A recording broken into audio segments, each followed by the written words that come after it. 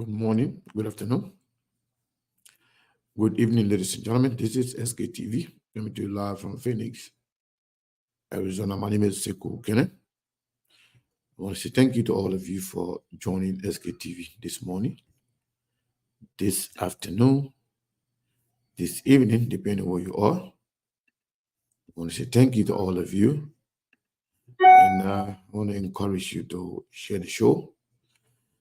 Today we have a confluence of issues that we want to discuss.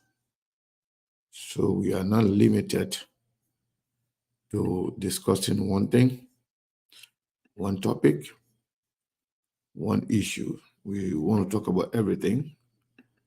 That's why it is called open mic. Open mic, it means that we have no limitation as long as we remain within the confines of this platform, which is issue, and issue, nothing but the issue. Liberia is at the crossroad right now. We have a lot going on.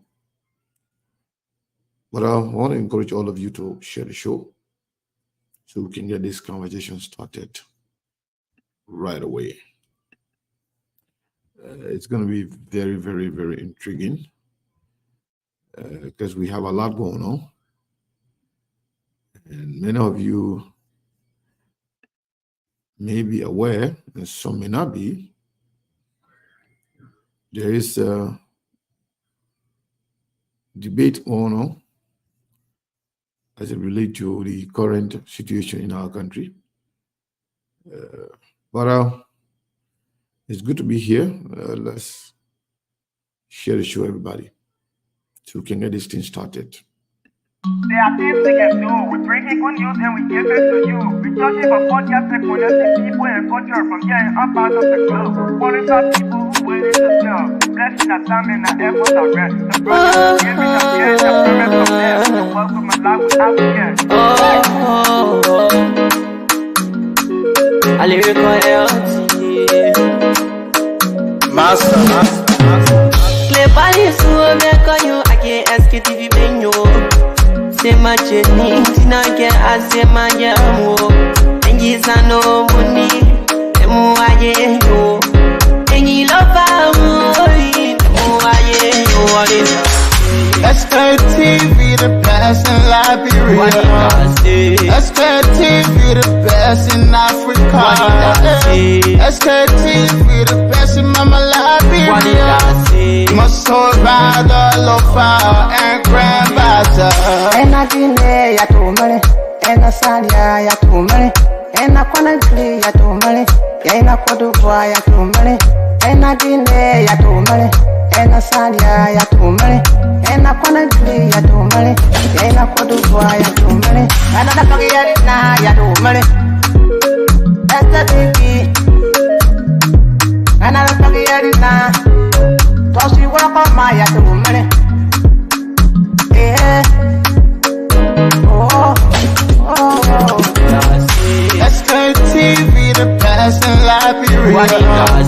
SKTV the best in Africa. SKTV the best in Mama Liberia. Muscle Rider, Lopa, and Grandmaster. There are things we can do. We bring in good news and we give it to you. We talk it for podcast and connecting people and culture from here and up out of the globe. Monitor people who waiting to sell. The flesh, that time and the efforts are rest. The broadcast we giving a real and the premise my best. To work with my life without fear.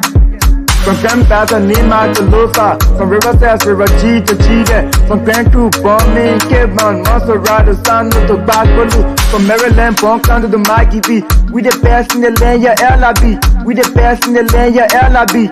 We the best in the land, yeah, LIB. SKTV the best in Liberia. SKTV the best in Africa. There are things we can do. We bring in good news and we give it to you. We judge it for podcast and connecting people and culture from here and up out of the globe. Monitor people who waiting to sell. Blessing that time and the effort are rest. The project is giving us here and the premise of them. The work with my life without again. I a lyrical LT. Master. Cleverly, so make you, I can't ask it if you been you. Say my Jenny, Tina can ask my Yamo. And yes, I know money, and more I know. And you love SKTV the best in Liberia. SKTV the best in Africa. SKTV the best in Mama Liberia. Must hold by the lofa and grandfather. And I didn't ya to money, and I said ya to money, and I wanna play ya to money, and I could do ya to money, and I didn't ya to money, and I said ya to money, and I wanna play ya to money, and I could do ya to money, and I don't get it now ya to money. That's the baby, and I don't get it now. So she walk on my ya to money. Yeah. SKTV the best in Liberia. SKTV the best in Africa. SKTV the best in Mama Liberia. Must hold by the lofa and grandfather. There are things we can do. We bringing good news and we give it to you. We talking about podcasts and connecting people and culture from here and out part of the globe. Qualified people who waiting to serve. The flesh, the time and the efforts are rest. The broadcast we giving a real and the premise my best. To work with my life without fear. From Grandfather Nima to Lufa, from Riverside River G to Chile, from Grand Crew, Bombing, Cape Mount, Montserrat, San to Backwater, from Maryland, Bonk to the Mikey B. We the best in the land, yeah, LIB. We the best in the land, yeah, LIB. We the best in the land, yeah, LIB. SKTV the best in Liberia. Oh, Mom, you're not muted. And it looks like Mom was sharing the show. I'm still sharing the show. That's the first thing I do before coming on. Yeah. You're the best, man. Hey, Melbourne, how are you, sir? Very good. Thank God, Chief. I'm doing great. Thank God for life. It's just that today is Monday, and only people of your kind like I celebrate Monday. So for me, I'm Wait, low key. We're gonna cast it talking about people of your kind. But second say that and gotta be about you. What about where your kind? Yeah, I want to finish because the part I don't understand, it may will clarify because the people of my time, what kind of Yeah. what kind of people now? Yes, good. So that means, when you are only you, I expect you not to be my only show for now. So when you are imam, when you are pastor or you are reverend or bishop, but on Monday it's just another day for you. So am I lying? It's not clarified though. President Moses, you're not satisfied with the answer. Okay. So I take it back. You can't think about. You got to clarify. But anyway, today is a new day. It's a different day. I want to welcome all of you to SKTV. If you are listening to us on Truth FM 96.1, I want to say thank you to you for following SKTV. And if you are following us on YouTube, whether on Facebook, on Instagram, or on Twitter, any of the social media platforms, I want to say welcome to SKTV. Now, the good thing is that our YouTube now is competing with our Facebook page. A lot of people transition to YouTube because they like to watch the show on their big screen, which is a good thing. But wheresoever you are watching us, I want to welcome you. I want to say thank you to all of you for following SKTV. The debate in Liberia is getting serious. They say water dry cat. Fish is fish. And then it looks like the cats are eating their own babies in Liberia because of difficult times in terms of politics. I was not actually in a mood to come on today. Yeah, for some reason, I don't know. I just felt discouraged. I just felt weak. But sometimes when you think about Liberia, you think about the people that follow us, the hope and the aspiration they have for SKTV. It's hard for us to just miss a day, especially when we don't announce, to our people that we're not coming on. We're in Melbourne waiting for me to send the link, Lawrence and everybody else. And, Monk sometime let go some of his own schedule just to be on SKTV because our people are expecting us to come on here on a daily basis to talk about issues, especially when the country is so hot politically. The country is on the cooking pot, on the copper right now, because I've seen a lot of political discussions, but one of them that really cut off, one of the actually that captured my mind is the one between the senators, Senator Dillon and that of Senator Amara Kone. So I myself, I took my time and I went to, I look at the Constitution, the constitutionality of their argument versus the politics that is embedded in their argument. One can actually deduce that the fight is not about the people, it's about themselves. It's about who actually portray himself or herself as the people's person. It's about someone who can actually make the case for 2029. And also, Dillon may sound like he is actually defending the rescue team, but no, that's not the case. It's like Amara Kone is fighting to be the face of the Unity Party down the line, while Dillon is fighting to make sure that Unity Party go down after Joseph Boakai, so they can be, not say they mean Liberty Party, through Nyomli Kanga Lawrence can be the next government in line. So the fight is not about today, it's not about Liberia, it's not about the yellow machine, it's not about anything for the people, it's all about themselves and who can really win the minds of the people. So the conversation is really, really intriguing.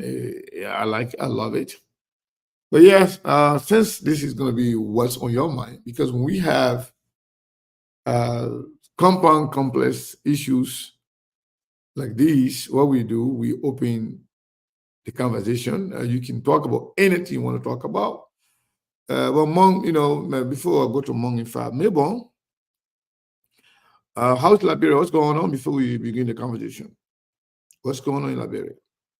How are you So doing? indeed, yes, indeed. How the new SKTV baby doing?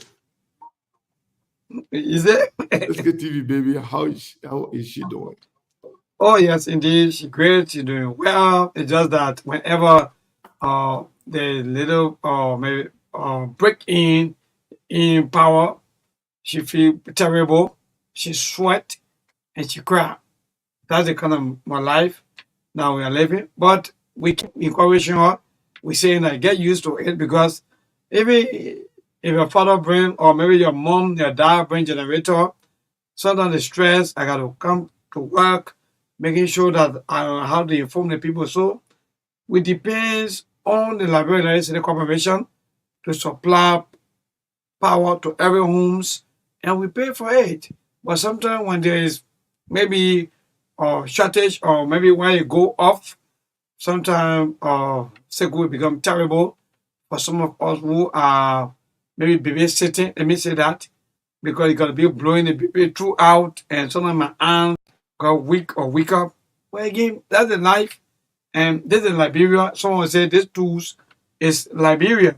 So again, thank you so much. Today is the 27th day of May, and there are a lot of things happening, including the machines coming into Liberia. Liberian wake up once upon a time, should I say 2 to 3 days ago, with the news that there will be 285 um, earthquake or maybe yes, in the earthquake machines that are going to be here or that are going to be arriving in Liberia. So because of that news, there have been a lot of mixed reactions. Some Liberians are saying where the news or in fact where the news coming from, how true is the news, what going on, in fact, who's sponsoring this or these machines that will be coming to Liberia, whether it's company, it's NGO, or maybe it's American government. So there have been a lot of mixed reactions. Again, others are saying, yes, indeed, thank God that the United Party-led government bringing in machines that will be able to defend Liberia. So because of that, there have been a lot of mixed reactions. Others are saying that this is the 419. Others are saying no, this is true because mind you that the United Party-led government been in power for 12 years and they've been doing a lot of things, even though after investigation, some of the things were true and some were lies and so on. So indeed, there are mixed reactions, and our people they are still reacting as to how or truth is these machines, or in fact, this machine will be coming into Liberia. So apart from that, also the University of Liberia also released the results of the test. Mind you, after Senator they gave entries, we call it entrance test for those who want to be part or maybe who are undergraduate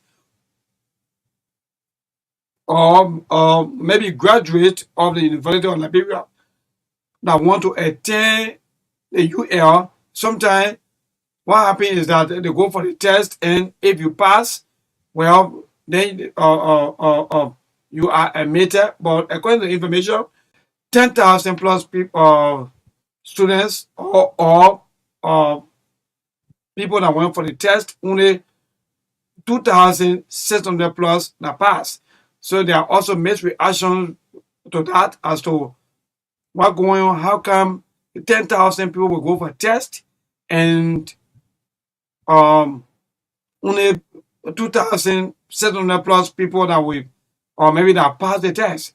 So people are saying that no, I think the UL should be able to also upgrade the system so that at least people will be able to participate into the entrance to see how best the Liberian students who are fighting maybe to upgrade their education standard, or maybe they want to go to maybe college or maybe university to be able to to pass the test than what we're hearing or what we're seeing.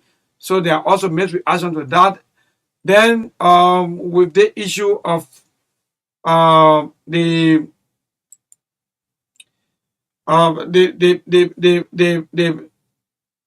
former vice president also she complained that indeed there's no security for her. Sometimes there are some, she feel that in fact she's not secure. So she also complained to that. Or in fact she also complained on that there's no security for her. So the government should be able to provide security so that at least or safety will be able, or so the government will be able to secure safety, because mind you, she's a former government official, and she don't want to go out where or safety will be like something that will be dangling or maybe that will be downplayed on and on. Then secondly, before we maybe I take over to you people, there was this man that found dead all accident train not companies employee. Preliminary investigation stay ongoing though, but he found dead right on the train track, even though he's not employee of accident. So far so good. Seku and Bizana Monk, this is something happening right here in Liberia.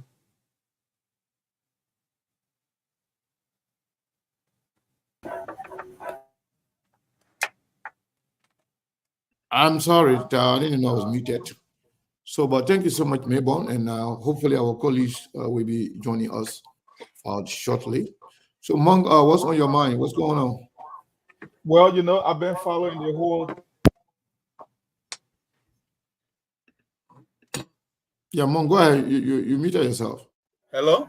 Yes, we can hear you now.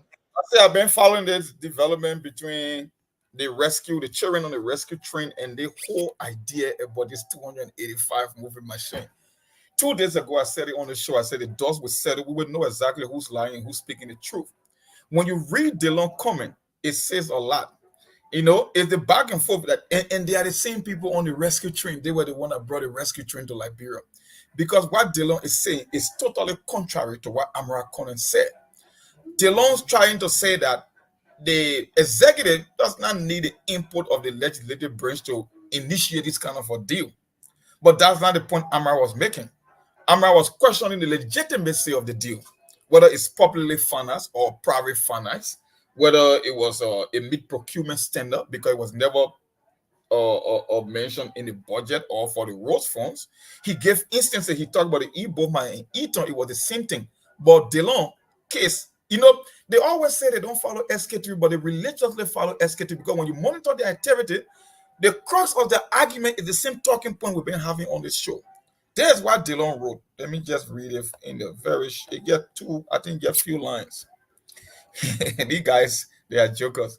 He said, under our governance system by law, the executive is authorized, empowered, and allowed to negotiate and secure concessions deal, financing, loan agreement, enter into a bilateral or multilateral agreement, sign international treaties or protocol, etc., on behalf of the country and of the people. For check and balances, on any of such circumstances, the legislature must rectify in order to bound the country and people of Liberia to any such deal or agreement. But the legislature only come into play mainly and only after the executive branch have concluded all necessary and recurrent processes leading to consummation of such deal or agreement. So yes, a video presentation at the cabinet retreat under the executive branch displaying ongoing negotiation for road equipment is not a consummate and binding deal yet. And we welcome the much talked about 285F moving roads equipment being negotiated by the executive, after which the legislature will have to conclude by ratification or rejection where necessary. Until then, the executive branch should be allowed to carry on its function while the legislature awaits its time to act in the interest of transparency and accountability. Now they are telling you it's just a negotiation. It's not even a deal yet. You see the difference? There's a whole different thing now. He's saying that people who are questioning the legitimacy of this deal should wait. But when it came to the issue of war crimes code, they make it seem as if to say Joseph Burger needed the signature of our lawmaker to. You see how the jokers can contradict themselves? Now he's telling you now that the executive don't need the input yet of the legislative branch of government because it's still in negotiation. You see, that's why some people believe that this thing is a charade. Because you're telling us now that you're still negotiating the deal, you stay in preliminary talks, you trying to trigger in some kind of a agreement between you and this particular, I don't know if it's an investment company or whatsoever it is.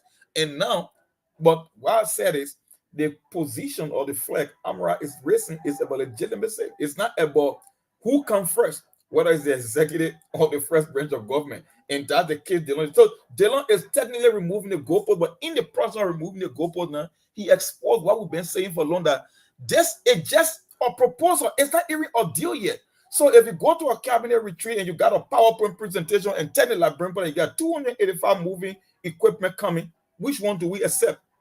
It's not a deal yet. It yet to be ratified. The president can go initiate the deal, but at the end of the day, it's still in negotiation. It's still talk. So this thing is still in the air. There is wishful thinking. It's not there yet. They are not close to being there yet. But in this case now, Dillon is trying to play defense for the executive by saying, no, Amara Conan, hold your bricks. This is not a deal yet that need to be that need a consensus of the first branch of government. So you can hold your houses there. That's exactly what he said technically. But like I said, when it came to the war crimes code issue, no, we needed a signature of Prince Johnson and other people. But now Dillon is telling us now the role of the executive when it comes to international treaties and financing agreement. Now he's saying that the president don't need to even consult the legislature. He just need to negotiate and initiate the process, and then later on the lawmakers can come with or without the blessing. He does not need them. Maybe for transparency purposes they might come in, but he's telling us now that the executive can unilaterally initiate this kind of agreement or financial agreement or whatsoever it is, whether it's concession or you can call it a syndicate, anything you won't give it. That's what Dillon is telling us. So that's a contradiction. I love Liberia, man. And the good thing is SKTV is here to erect checkpoints, to clarify, to pinpoint things where we need to. So today, I just want to agree with you, Monk, and also I went extra mile and tried to look at the constitutionality of some of these arguments, and I was able to go back to something that we talked about the other time when we were discussing the War and Economic Crimes Code. Article 57 of the Liberian Constitution, speaking of a 1986 Constitution, that's the latest version of our Constitution that's yet to be amended. Article 57 says, the president shall have the power to conduct the foreign affairs of the Republic, and in that connection, he is empowered to conclude treaties, conventions, and similar international agreements with the concurrence of a majority of each house of the legislature. So now, when it came to the War and Economic Crimes Code, when we said that the president does not need the legislature to do that, it was the same Dillon and others that said the president needs the blessing of the House of Representatives before he can do anything. And if you look at it, if the reliance of Dillon is this particular version of the Constitution under the presidential power, then you go back to see what the Constitution also says about the legislature, the power vested in the legislature. So you will realize that these people, most of them, they can change the goalposts at their liking and care less about what the common people actually, do and what affect them. I just trying to get to that particular because the Constitution says every monetary issues. Let me get to there.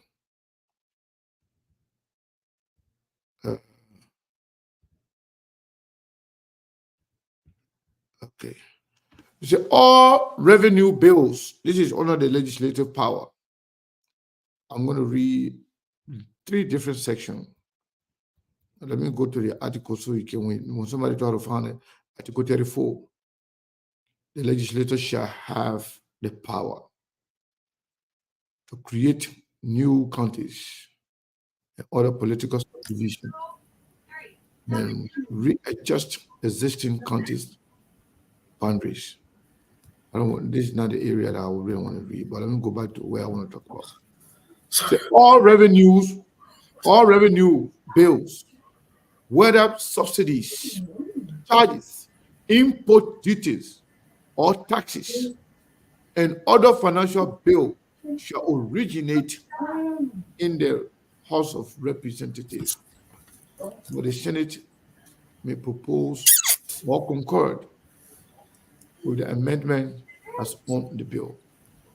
No financial charge shall be established, fixed, laid, or levied on any individual, community, or local under any pretext whatsoever, except by the express consent of the individual, community, or loyalty. That is not the last one. No money shall be drawn from the treasury except in consequence of appropriation made by the legislative indictment and upon warrant of the president, and no coin shall be minted or national currency issue except by the express authority of the legislature. So the point here, if we're going to rely on, vague explanation of the Constitution without actually going into deep understanding about what it's saying, when it says no money shall be drawn from the treasury except in consequence of the appropriation made by the legislative indictment, it's saying that is like the budget. Everything the government is supposed to do, including expenditure, so long as money business should be done by the House of Representatives, by the legislature. However,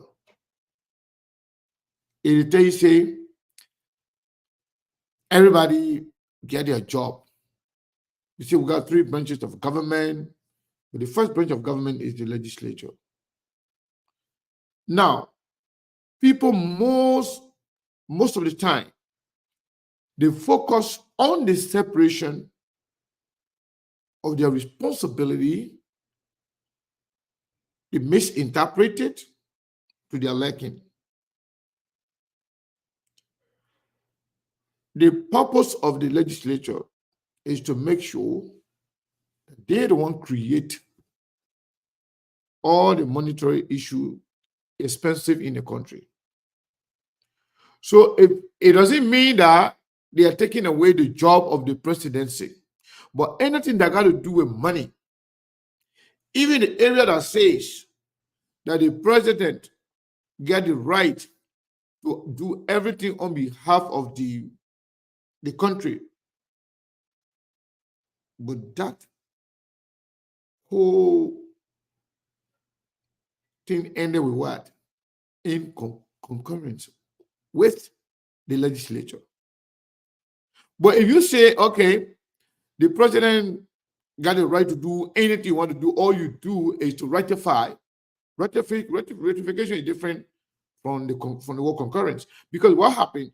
What if you enter into business? You enter into an agreement and you are sharing it with the public, boasting with it as if to say it's done. The people say they bring in this one, they bring in that one. You agree with everything. Then at the end of the day, you bring it to the House of Representatives or the Senate or legislature as a whole, and they say, we don't agree. Then what happened? That means whatever contract or development that you are bringing in the country will stop. It will not go on. But if you do it alone, with the acquisitions, with the knowledge of the House of Representatives, what happened? You got smooth route. Even the bills in the America, the great United States, or contract, or anything they're trying to do, the legislature will be informed. At the end of the day, to finish it all, you all can celebrate it together. But you know what we do in Liberia, what is in our favor, we do it in accordance with the law. If it's not in our favor, we bend the law to suit our particular situation. This argument, if anything, that got to do with spending, and it is not included in the legislative enactment, it is not in the budget, how will you go and negotiate and inform the Liberian people that you already done this, you are doing this for the Liberian people without the knowledge of the House of Representatives? But again, all the legislature as a whole. The thing is, all this back and forth, like I said earlier, it has nothing to do with Liberia. It is not about Liberia. Whether it is the argument from Amara Kone, argument from Geelong, they're all doing it for the purpose of fighting for political space. That's why it is, nothing more. Fighting for political space. They don't want, and other guys who are fighting for Nyomli to be president after Joseph Nyimapuakai, they don't want Amara Kone to occupy all the political space and be seen as the only vocal and the people's person who's speaking against the ills or who want to strengthen the working of the government. They don't want it like that. Then for them, Amara Kone is doing too much. Somebody got to erect the checkpoint. Somebody got to show face to tell you he's not alone. He's not the only senator. Someone ought to hear. That is why he took the picture with Joseph Boaka. Yeah, he took a picture of Joseph Boaka. He's now making it to look like that he more of a Boaka fan. We're not go with all these things here. We'll do that. But someone will hear and we know what we are doing. In fact, if this just to tell you, if you can read with understanding, they show Putin. Premature yelling. Being loud. Yelling. Or grandstanding. All those words. The Amara shut up. All the terminology were used to directly attack Amara Kone. All of that had nothing to do with explanation, right? Let's not grandstand. Let's stop the show putting. Let's do this. Let's stop doing it. All of that. Dillon is smart. He's very smart. And he's buying the sentiment. You know the party supporters. When they arrest some of the comments, for them, they're always looking for a hero. They're always looking for somebody to talk for them. And they're like a bunch of buckabot, when you put a light on the way the buckabot can come, and bring their set in there, whether they die or they survive, they don't care. As long as you say something good about the Unity Party of Joseph Nyimapuakai, you will get the Unity Party people that come in like a bunch of buckabot on the street, light somewhere, they just kind of bring their head, whether they die or they survive, they care less about that. So I could see the sentiment generated by that comment from Geelong, because that's exactly what Unity Party people like. So at the end of the day, they didn't know Geelong is not fighting for them. Geelong is grandstanding as well. He's telling somebody, let's stop grandstanding, but in the process, he's doing the grandstanding by telling Amara Kone, you are not alone here. We are senators too. We know what's going on. In fact, don't criticize the person too much. You're showing yourself too much. We too, we hear. So my people, you will not think I'm not going to win a senator here. So here we help bring this Unity Party to power. So we'll also be there to support it. But look at Dillon's record.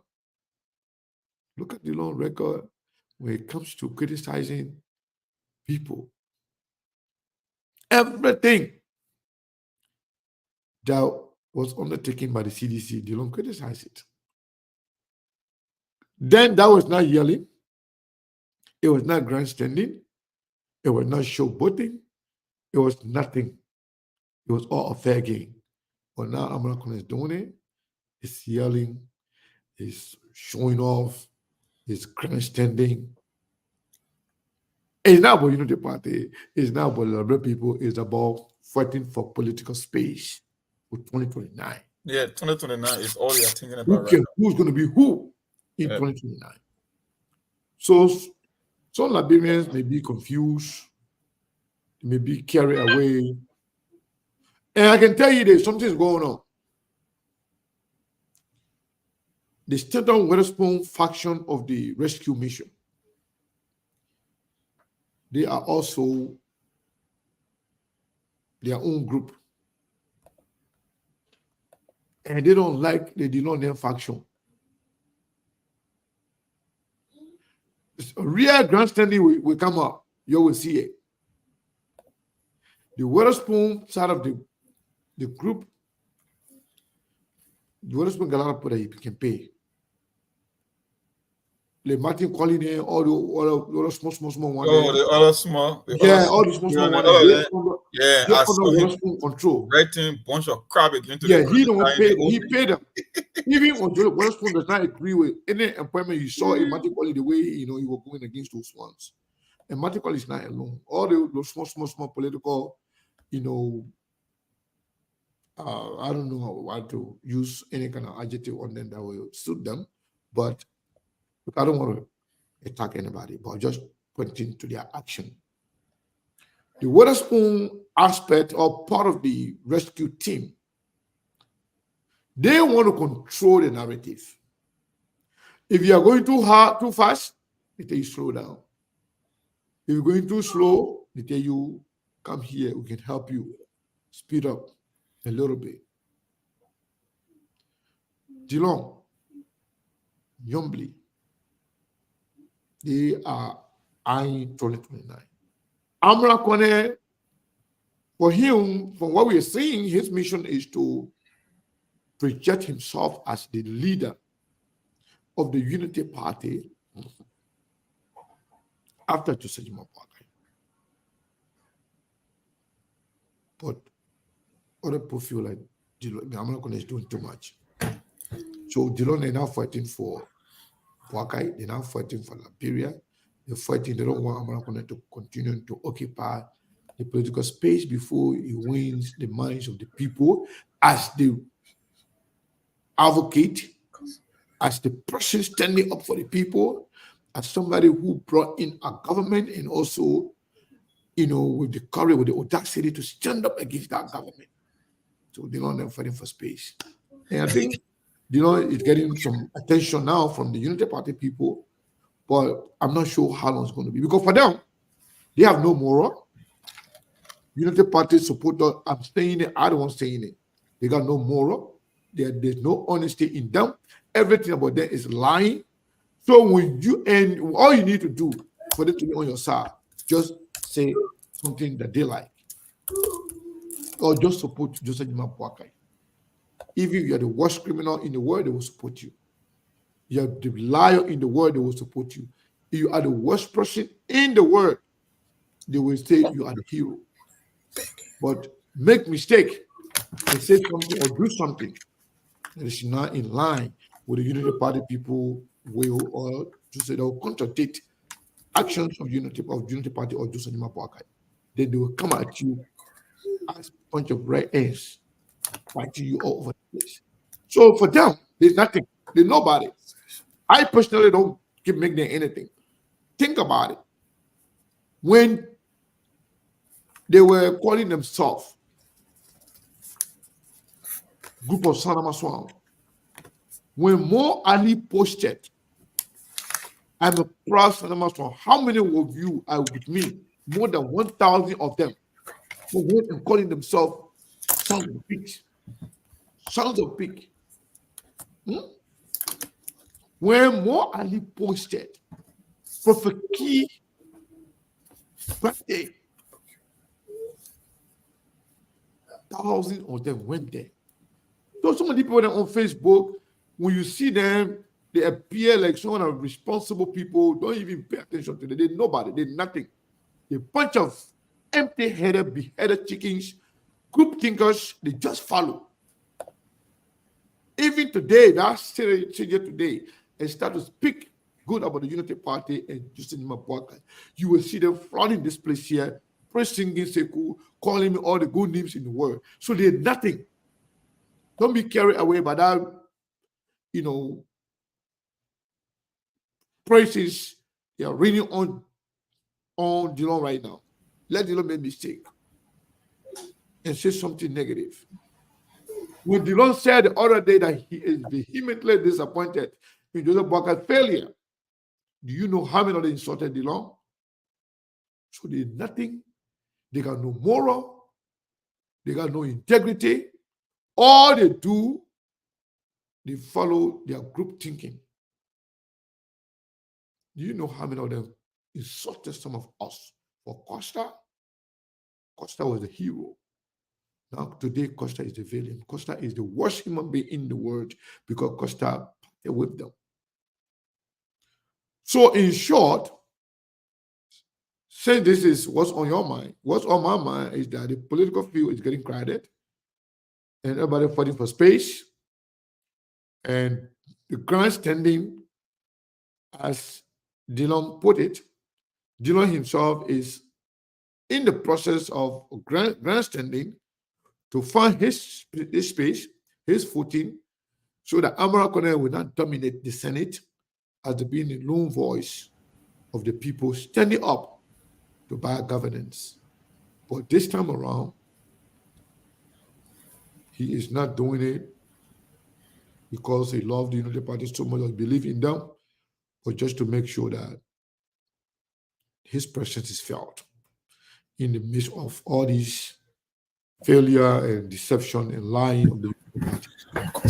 So, Lawrence, welcome, and maybe Mong want to say something before we go to. Well, you said it all, but the main thing that actually caught my attention is like Amara Conan literally forced Dillon to confess, because the whole news, the whole sensation about its 285 moving equipment were almost like a full-blown conclusion. It was almost like a deal done.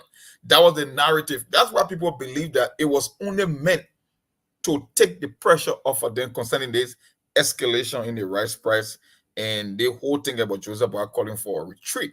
Because if you go to a retreat and you have a video presentation, I don't know who goes to a retreat when you are still in negotiation to be showing 285 air moving machine and the placard it all on Facebook and they're giving testimonial in the video. And you see, that's where the deception comes in. When you listen to the video, you will hear here ministers and the person are have to say the deal is already done. So Amara Conan, it's kind of funny if Dillon tried to lecture Amara Conan about procurement and about law and act. Amara Conan served on the Public Account and Audit Committee. Amara Conan served on the Banking and Currency Committee. Amara Conan served on the Concession Committee. And Amara Conan also came from the executive before coming to the first branch of government. So he understands the budget. He knows exactly what happened. That's why when he saw 285, he was like, no, you're talking upward of more than 30 million, and this was not even procured in our budget. It was not even part of the budget. So how can this be? This is why I think that this whole issue about this machine is more of a shady deal. It's kind of a milky, and that what Amara Conan raised the concern. But guess what? In the process, even though Dillon talking about grandstanding, he was the one that literally exposed the government and that we don't even have a deal. So which means all these things is nothing but a lie. It was just meant to put in the public to shift our attention from the Joseph Boakai retreat, the 100-day failure, the escalation in the rice price, because of what exactly Dillon is saying. And Amara Conan was the one that forced it, because Amara Conan understands how this thing works. So Dillon cannot come and lecture Amara Conan about where the executive is responsible to do, talking about check and balances. We all know this politics.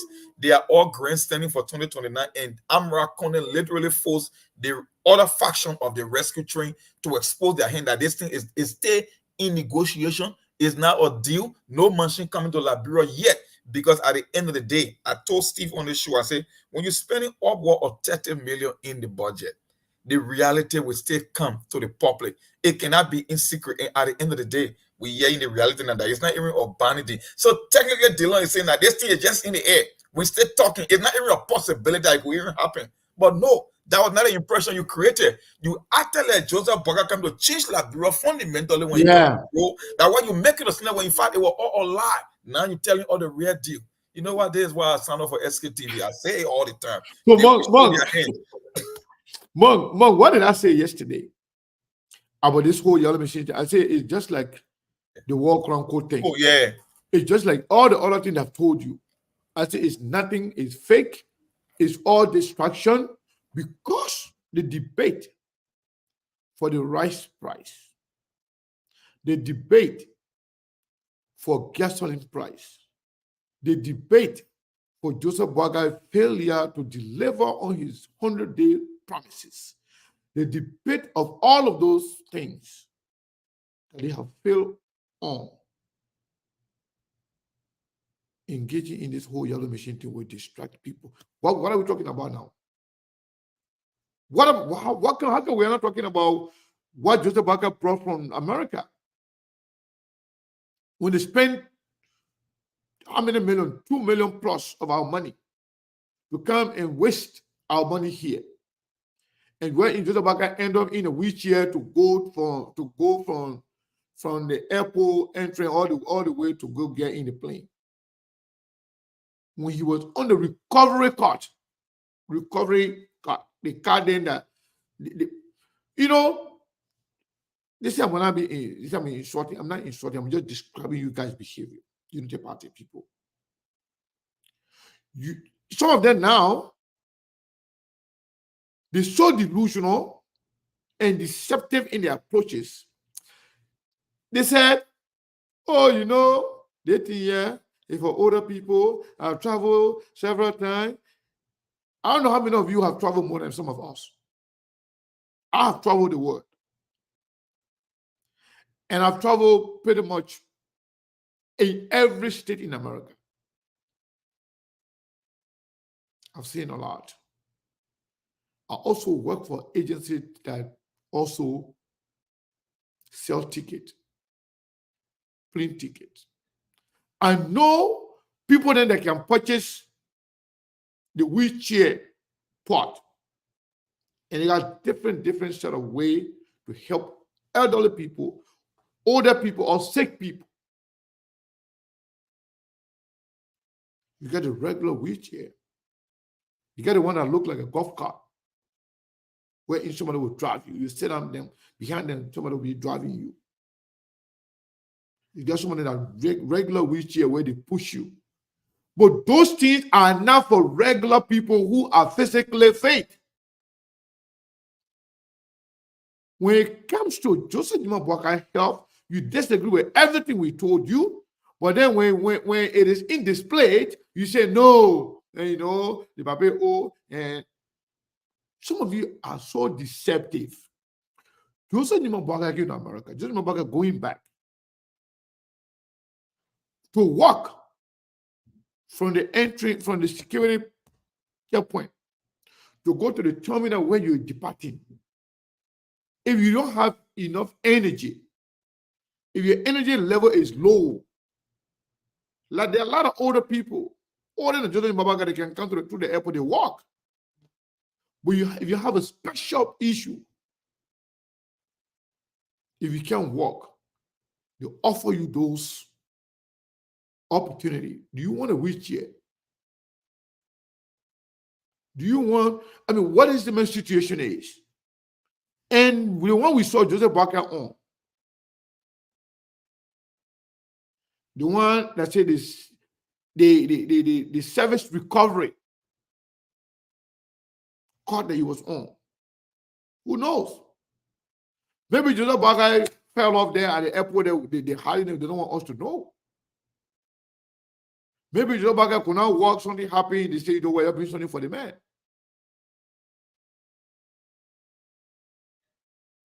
But for them, if it's Joseph Boakai, they will sugarcoat it. They will turn it around. They will make it sound good. They will make it to look bad. But if it's other people, then they're ready to badmouth you, to say all kinds of funny things about you. That's why a lot of people got respect for Unity Party people. Because the good ones are not talking. The louder ones, the group thinkers, are the ones that are all over the place. So what I'm saying here is that this whole idea of yellow machine, black machine, white machine is nothing. It's all fake. It's all distraction. And they tell you say, most of the people, and they tell you they are men. You got to make sure you send somebody with them, let them go check them out. Yeah, when they tell you say I'm a man, we go there, send somebody there, send a female to go check them out if they're real men. Some of them are women and they will lie to the man. Some of them the men, they will lie to the woman. Because lying is their portion. So, and when you are accustomed to lying to people, and people got used to that, people know that you lie about everything, even when you are telling the truth, nobody can believe you. The law is telling you now, all the things the party people saying that lie, you may not believe it. You're talking, they get nothing. So Amarakone, even though we all here allow, the people to do their thing, they're just talking. But Sekou, you saw the post from Rescue Rambo?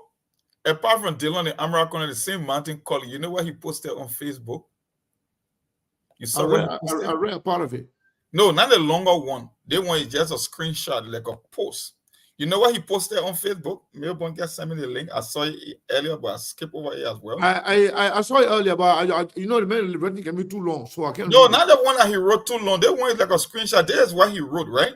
Okay. He said the investigation concluded the main partner of the 285 yellow machine is a South African businessman by the name of Robert Gumet of Guman Corporation. He is notorious for corruption and shady deal. We will prove this. Doing business with the devil has consequences. Due diligence. Mountain called it what he just posted. So it's the same. You're back doing business with the devil? Yeah. He's a corrupt, that what Amarakone mentioned, Ibomaf and Eton, it was the same criminal dealing that they would do business with shady people when shady businesses that you cannot keep track of. It's the very same thing that what Amara race and our mountain calling now is confirming that is the notorious South African criminal that they're trying to do business with this machine. That's exactly what he just posted on Facebook.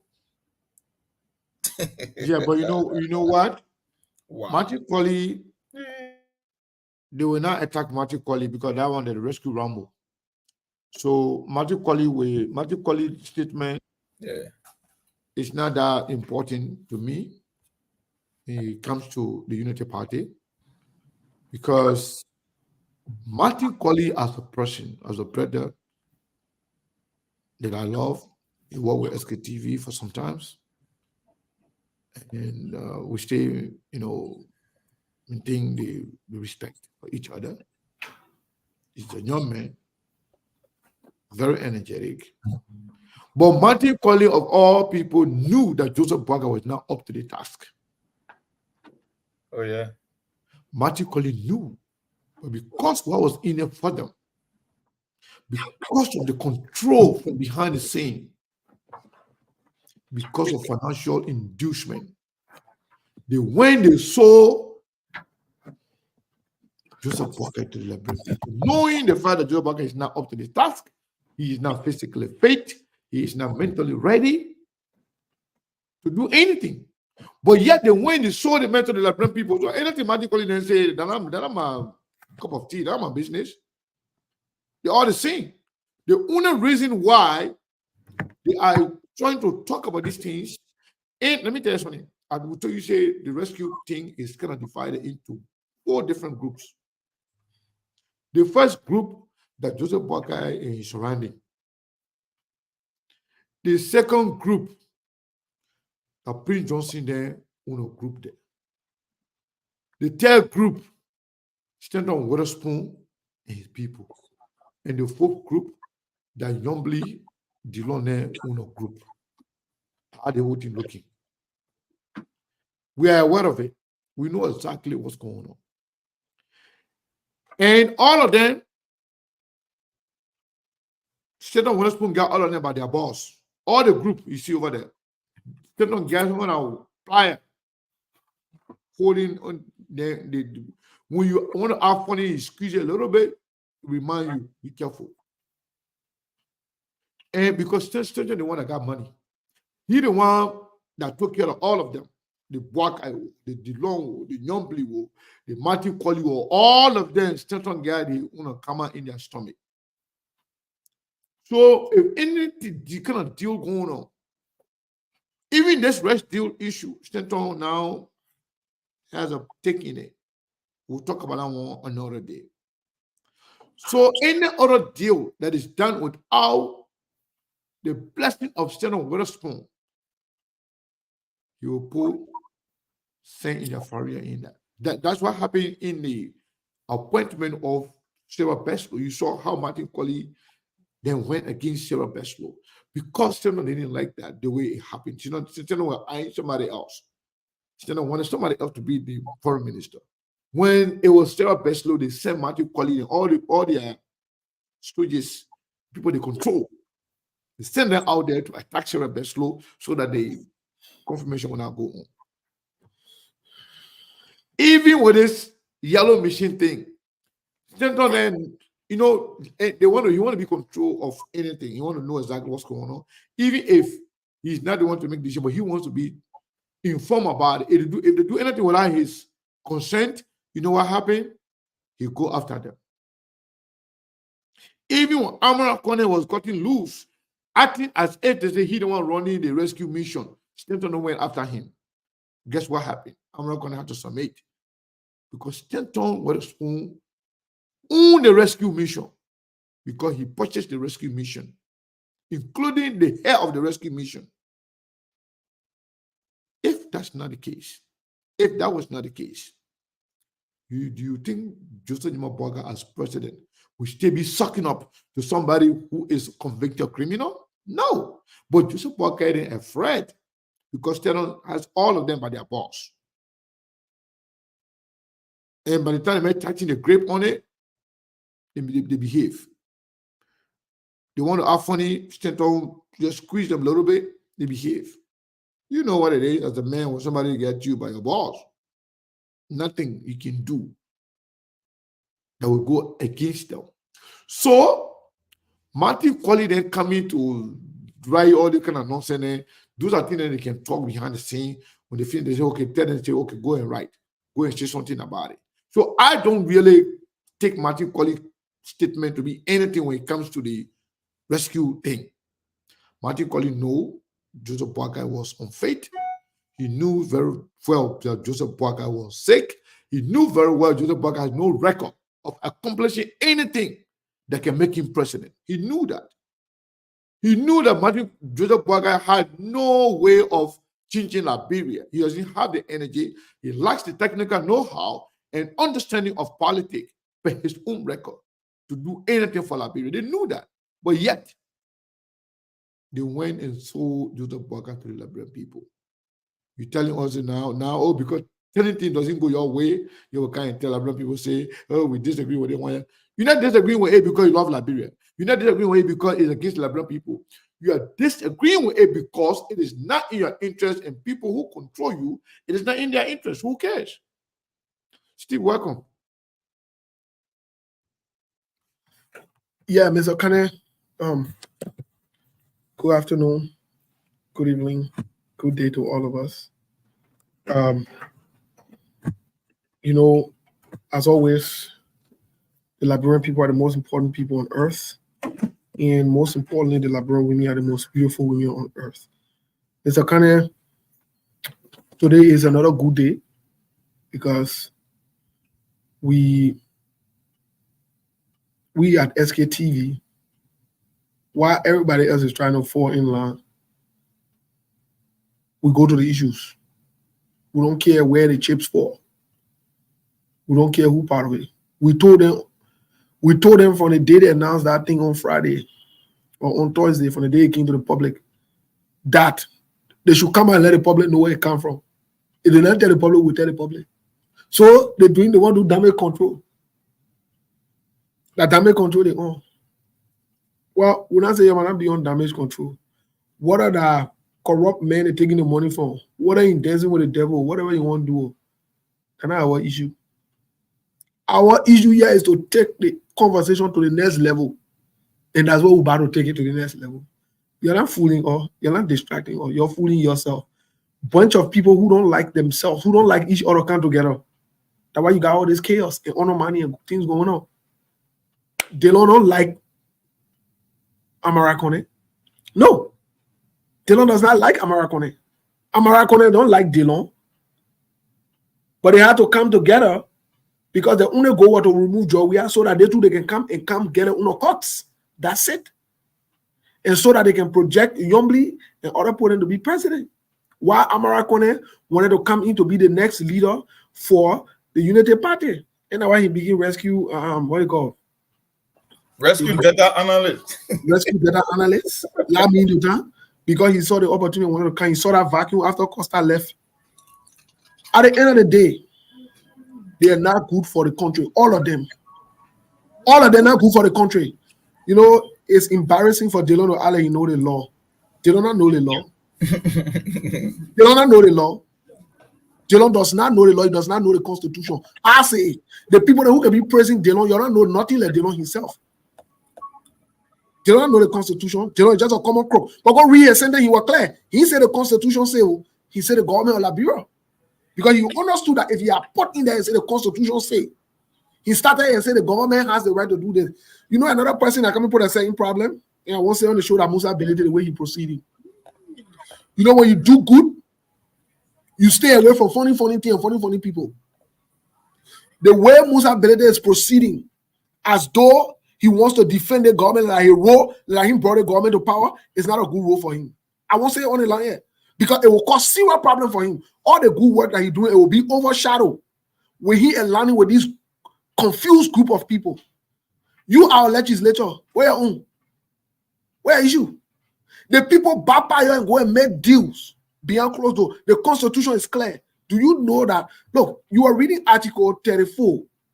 I read that same article when Senator Dobo came on here about that money business, the 400 million.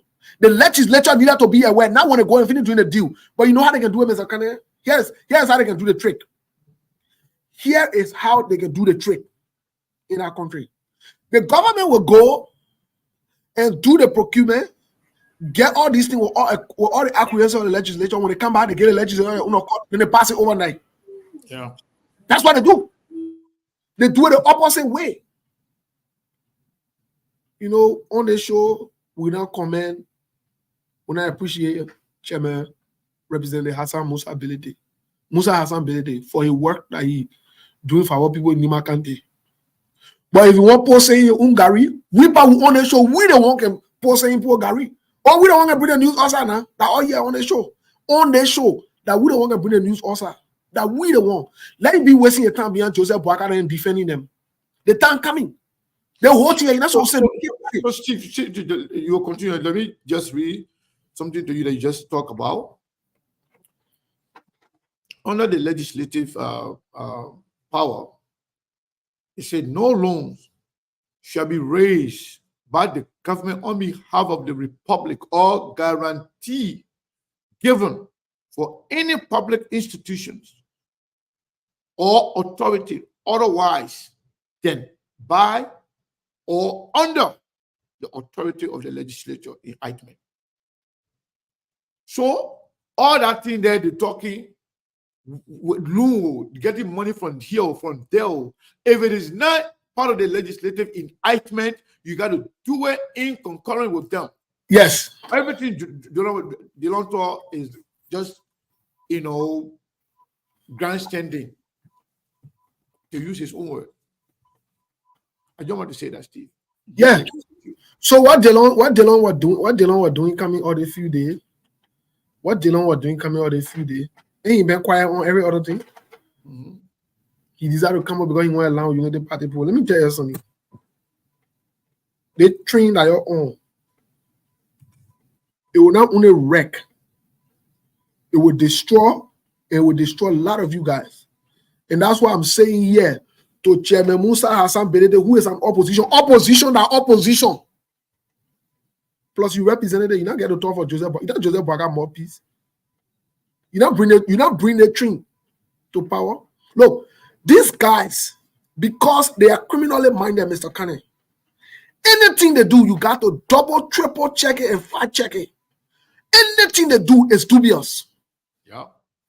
I'm saying that anything Joseph Boakai and anybody from behind do, it is dubious. It's not to benefit you. These guys never came to rescue you. They never came to save you. They came to steal. They came to steal. And you're the Christian, you can say, and we can say the devil came to steal, kill, and destroy. They came to steal, kill, and to destroy. The particular United Party led government led by Joseph Boakai. Then change. Imagine no man saying now with the rest importers behind your back and say the deal that they say government are continuity, the deal that went with Jowia there to keep the right price at a certain level. They say no. They not agree to that because Jowia definitely leaving the money that they gave them, they took it. So guess what? They want their own money. So they agree with the rest importers to increase the right price on the Liberian people so that they can get their own benefit. They don't care about you. So if they carry the rest price to $20, they will get the other one on top of it because the rest importer told them, say, gentlemen, we can't do this because then we'll not make no profit. If we carry the 20, we can't get your money. Everything is already set. But at the end of the day, they burn the rest importers as cartels. You know the real cartels?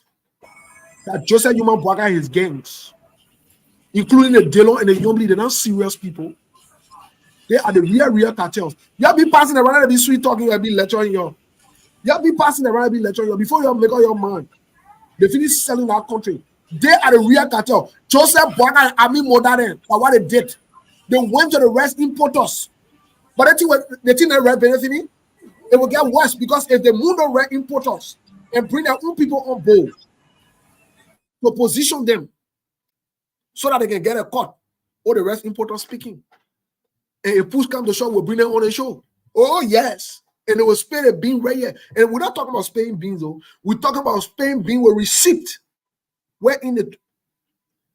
I mean, what I better come together and put themselves together. They better stop playing the game with the Liberian people. They better stop what they are doing. It's not the right thing to do. We are saying it again. We are SKTV today saying it again. The government must keep the rice price as it is and not increase it. If they increase it, the rest importer that push it to the wall. We will bring them on the show. We will play some of your recording them. All the negotiation that you're making. Your trial will see. They will tell you, will tell you. And you said, now start telling the people who get the yellow machine there. They are not telling the Liberian people who get it. You're not investigating each other that Martin will be investigating here. Martin said need to be investigated. He said need to be investigated. He's not a serious young man. He is not a serious young man. I'll say it. He is not a serious young man. Look, let me tell you something. The Martin, what the other one mean? That one I be passing around with red beret over here. They're all corrupt young men. They're not ready yet. You'll be saying that you'll be on healing them. And in fact, the little anger and resentments they are showing is because of they were told that they were supposed to be given position and they were supposed to be getting 10% of the money they're going to be recovering from the people. And that whole recovery process became a sorry. So what happening now? They're angry. So they're all doing it. They're all alarming, just to get the, attention of the people who are plugging them to tell them, say, you got to take care of your rescue soldiers. So if you don't take care of them, they will come after you. They will disgrace you. And including the rescue general Stanton Witherspoon, who now got his men, his soldiers on the field, threatening and bullying Joseph Boakai and people there to play, to dance by their drum beat. If they go out of the way, then they will attack them. Don't see all the things that you can see politically fake. Let's hear from our brother here, the man behind the radio format there in Beaumont. Lawrence, my man, I'm liking the goggles, man. I don't come in, you can't go start looking for my own goggles. What's going on, my man? What's on your mind? Well, Mr. Kane, yeah, Mr. Kane, it's good to be on the show this evening. Even though I apologize for my voice, the call is not easy. But let me be frank, Mr. Kane. The way the Unity Party government is proceeding, actually, some of the supporters are not satisfied. Frankly speaking, right now as we speak, we got a city mayor in Beaumont. There are a lot of people asking as to whether creating Beaumont as a city, whether it passed in the legislature act, because looking at Beaumont to make Beaumont a city, nobody can be convinced that Beaumont can be a city, because this identical Beaumont is in a deplorable condition. Right now we got a city mayor in Beaumont. So that have drawn some of the concern for people. They are wondering why Beaumont should be a city. And because before you create a city, there should be an act to create a city. We want to know, there are some people saying right now, we want to know where the city starts and where it ends. The entire Beaumont is on the left side. Nobody's on the right side. And the left side is not laid off. You don't have a town hall. The hospital fall in the concession area. There is no hall in Beaumont, and there is no facility in Beaumont that will make Beaumont to be a city. We get the information that Senator Moe is part of the D, and they are the one who just put that issue. They say, oh yeah, Beaumont should be a city. Right now, you are drawing the attention of some citizens. They are wondering why Beaumont should be a city. By this time of the night, it's 7:35. So before 9:30, the whole place dark. You go in the rural community, you don't even see light. There's a guy who runs electricity here. So the moment his generator goes off, the whole place is dark. Then you call in this place a city, we got a city mayor. Only because maybe somebody supported another person, so they want to please this person. So there's a thing, Mr. Kane. The way the government proceeding right now, there are some people who support it. In Montserrat, we get the information out. In Montserrat County, there is another superintendent in District Number 1. Because District Number 1 is close up right here to Bond County. We are getting information that they have another superintendent in that part of Montserrat County. So you want to tell me in Montserrat alone we'll get 2 superintendents? Hold on. And Montserrat County, yeah. You know, I know the show that have a development superintendent, and those are not the superintendent of the Mr. Kane, it's not development superintendent. It's not development superintendent. Because what happened, I'm getting information, and the person that giving me the information, I'm 100% sure. But tomorrow we will give the name of the person. District Number 1, Montserrat County, because District Number 1 is closer to us right here in Beaumont. From here to District 1, Montserrat is about 15-20 minutes walk in Montserrat. From here to Margibi is about 30-minute walk in Margibi. Bapolu the same way, Bomi as well. So we are situated in the center of 4 counties right here.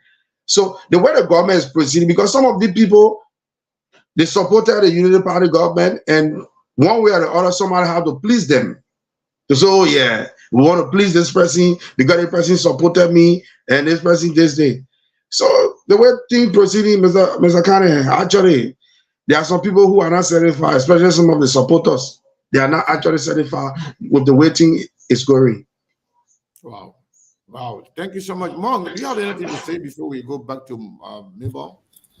Maybe the people looking at the budget and all the procurement, they want to do something they call redistricting. So certain portion of the market come to them, because if you can't meet the standard of a city, and then you're talking about you want to be a city, it can only be about money issues. It's all about the whole budget thing and where the money goes when it comes to allocation. That's just what it's all about. It's nothing else.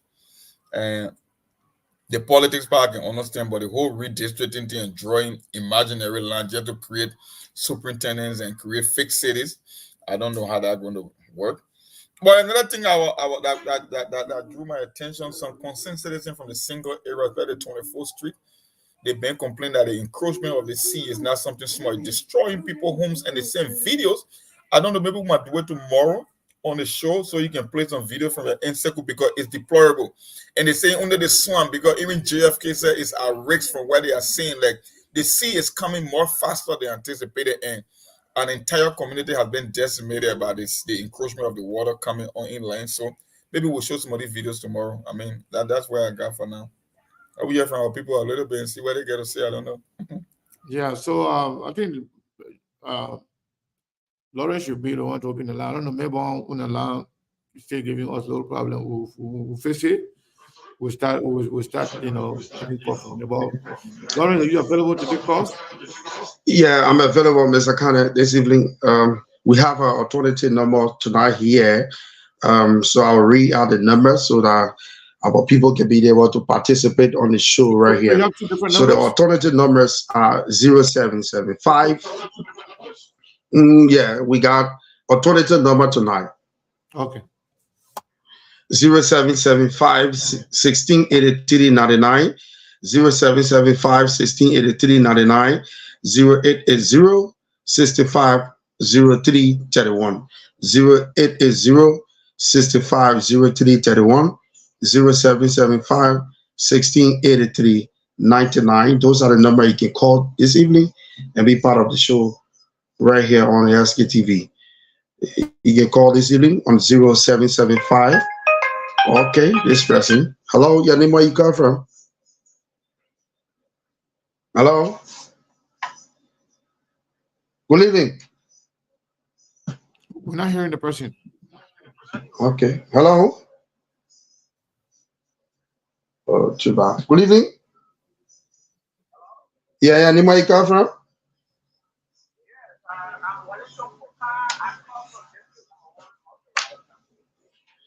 Okay, you say your name again? That's nice.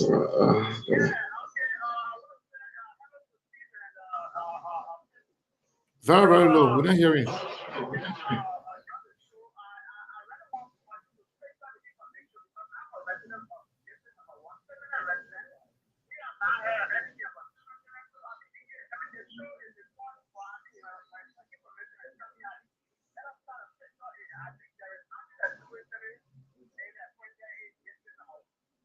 We're not hearing the person, Lawrence. Okay, I come in. Let me see. This line is too. It's kind of a troubling.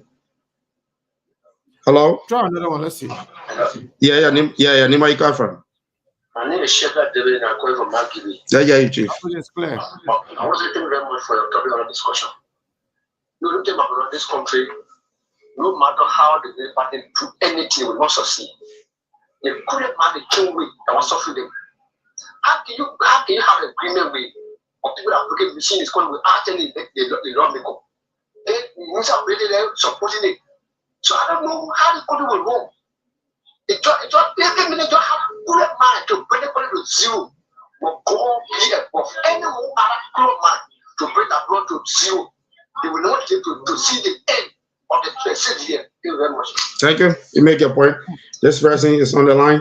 Hello, your name, where you come from? Hello. I'm okay. Your name, where you come from? I'm calling from Songkene. Yeah, you quickly.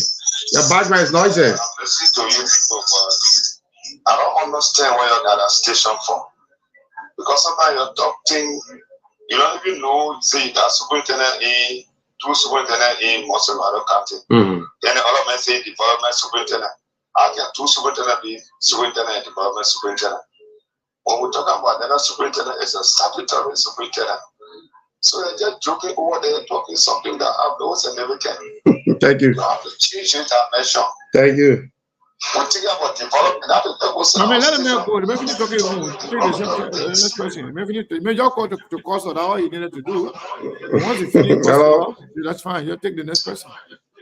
Hello. Yeah, name where you come from? My name is Jim Sopa and I come from Green Hill, Kakata. Yeah, you. Look, Kenneth, Steve, you people seem to be pay agents, and whatever this government is trying to do, you two are just tarnishing their reputation. How can a sound organization like Unity Party been so stupid to be establishing cities without legislature, and you accept that, or you just want to tarnish the government of reputation? Thank you. Let me take this person. Hello. Yeah, bad behavior. Hello. It's not correct. Don't be. Hello. Hello. Yeah, name where you come from. This is Isaac David. I hear you, Chief. Go ahead. I'm calling from Caldwell. I hear you. Yeah, let me say thank you to Steve and the others. Being an adult listener, I've never participated on your show, but I think what you say about Boma just struck my attention. I have relatives that live there that told me it is true. They now have a city mayor, and they was not done in competition even with the citizens. So it's like this whole city act ordinance thing that came about is a payback for some support for the United Party that somebody might have given them. And as you rightly lay out the platform, the situation and the condition of Boma doesn't merit now city status. But where did they come from with it? We'll follow it and see whether it is true, and we'll see what we can do. But it's not fair. And concerning the United Partisan that have problem, ever since the instrument of the government into power, there are not a lot that they have done where they are not reciprocated kindness to those who have done the ultimate best for the party. So it's a serious problem. When you promise people, you need to live up to it. Thank you. Thank you, my brother. Yeah, you make a point. This person is on the line. Let me see who is on the phone lines here. Hello, your name? I'm okay. What is your name? Where you come from? Yeah, my name is Abraham Khan. This is a vision Yeah, yeah, you too. Go ahead quickly. Thank you very much. I want to appreciate the panelists, right? Brasi and Sekou. But that's the thing, you know, I'm thinking you out of question as to whether this government is stupid, you know, to do things. If this government is not stupid, then what government should be breaking the rules and, you know, the rules of law for this country? Something essential of this country. Have you not seen stupidity within this country? Thank you, man. Have you not seen that? Yeah, thank you. That's right? And this is what I said in last time. This community will not expect moving for the fact that this man is very old, and then, you know, they have to stop being an artificial created president. You see nothing good. You see nothing good. Naturally, if someone is old, they will not perform to that, you know, to that extent. Thank you. More about the individual is old. Thank you, my brother. You make your point. Let me see. Hello, your name? Where you come from? This government issue. Hello? Tuba. Let me see who is on the phone lines here. Oh, Tuba. Hello? Hello. Yeah, yeah. Where you come from? This is J. Mani J. from Waku. You say your name? J. Mani J. You come from where? From Waku. Yeah, yeah, you. Yeah, I want to say thank you to all of your analysis.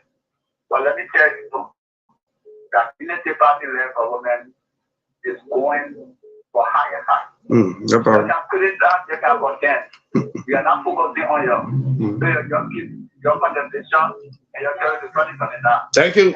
Yeah, my brother. Thank you. God bless. Hello? Yeah, where you come from? Hello, yeah, my name is Kwan calling my Bonafan. Yeah, yeah, you chief. Yeah, I want to say thank you to the CEO. I also want to tell you that the former CEO on Musa is someone who has built a really important of every equipment. So you cannot say they don't know what he's doing or whether he's defending the ruling government. It's very important of this thing, so he needs them. Okay. He needs them to help like great people. Thank you. Not for himself. Thank you. This person, hello, your name, where you come from? This is Augusta Carly calling you from Sokele. Yeah, yeah, you, my brother. Yeah, my brother, you know, seriously fail the Liberian people. You think you had the eternity in your hand for the past 6 years, you did nothing. Joseph Walker is looking far beyond your dream. Why do you want to see kids like Liberians frustrated? The Walker government, in particular, government, I'm not a partisan. But I think they are on the path of developing Liberia like our country in the sub-region. Thank you. You guys will that way of frustration. Thank you. Continue to think that way. Thank you, my brother. Yeah, man. It's good. Hello. Yeah, where you come from? I'm okay. Yeah, name. Where you come from? Yeah, I'm fine. I think calling about Ben drop this really more.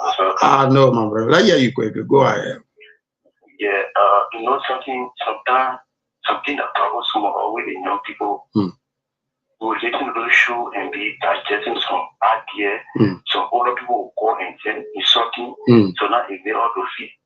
My brother, that's right. Yeah, that's right. Yeah. And then when you come to the district, I heard my brother about the civic tenant.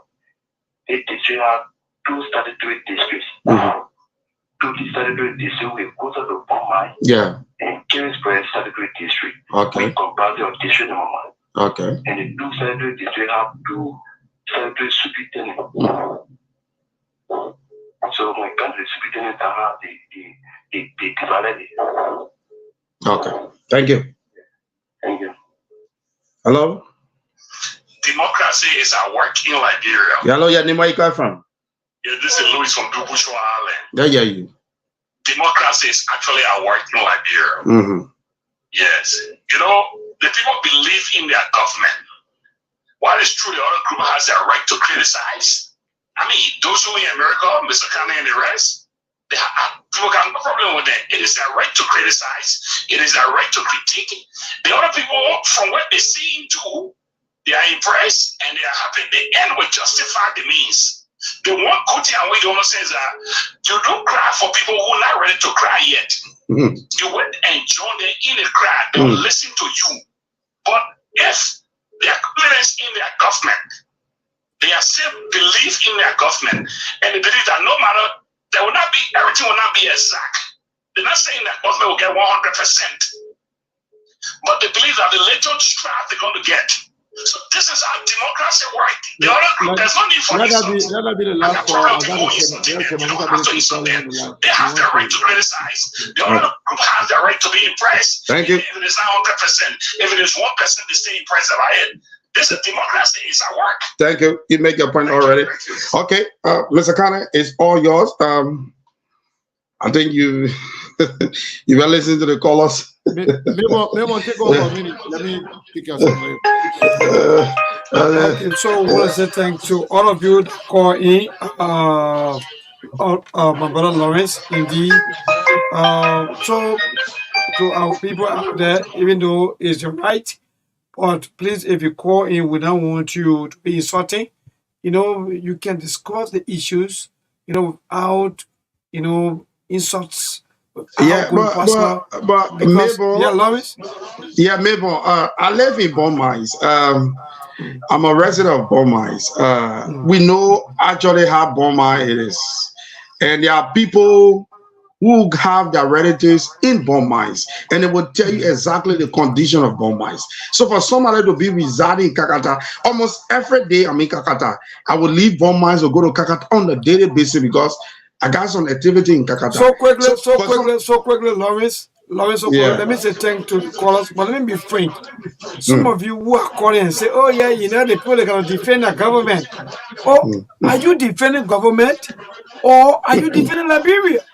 Okay. So maybe I'm going to ask Vicente more that question, because if you call in, instead of you saying that we are talking about the betterment of Liberia, but you're talking about defending your government, then Vicente Moy can answer that question as to whether we are defending government or we are defending Liberia.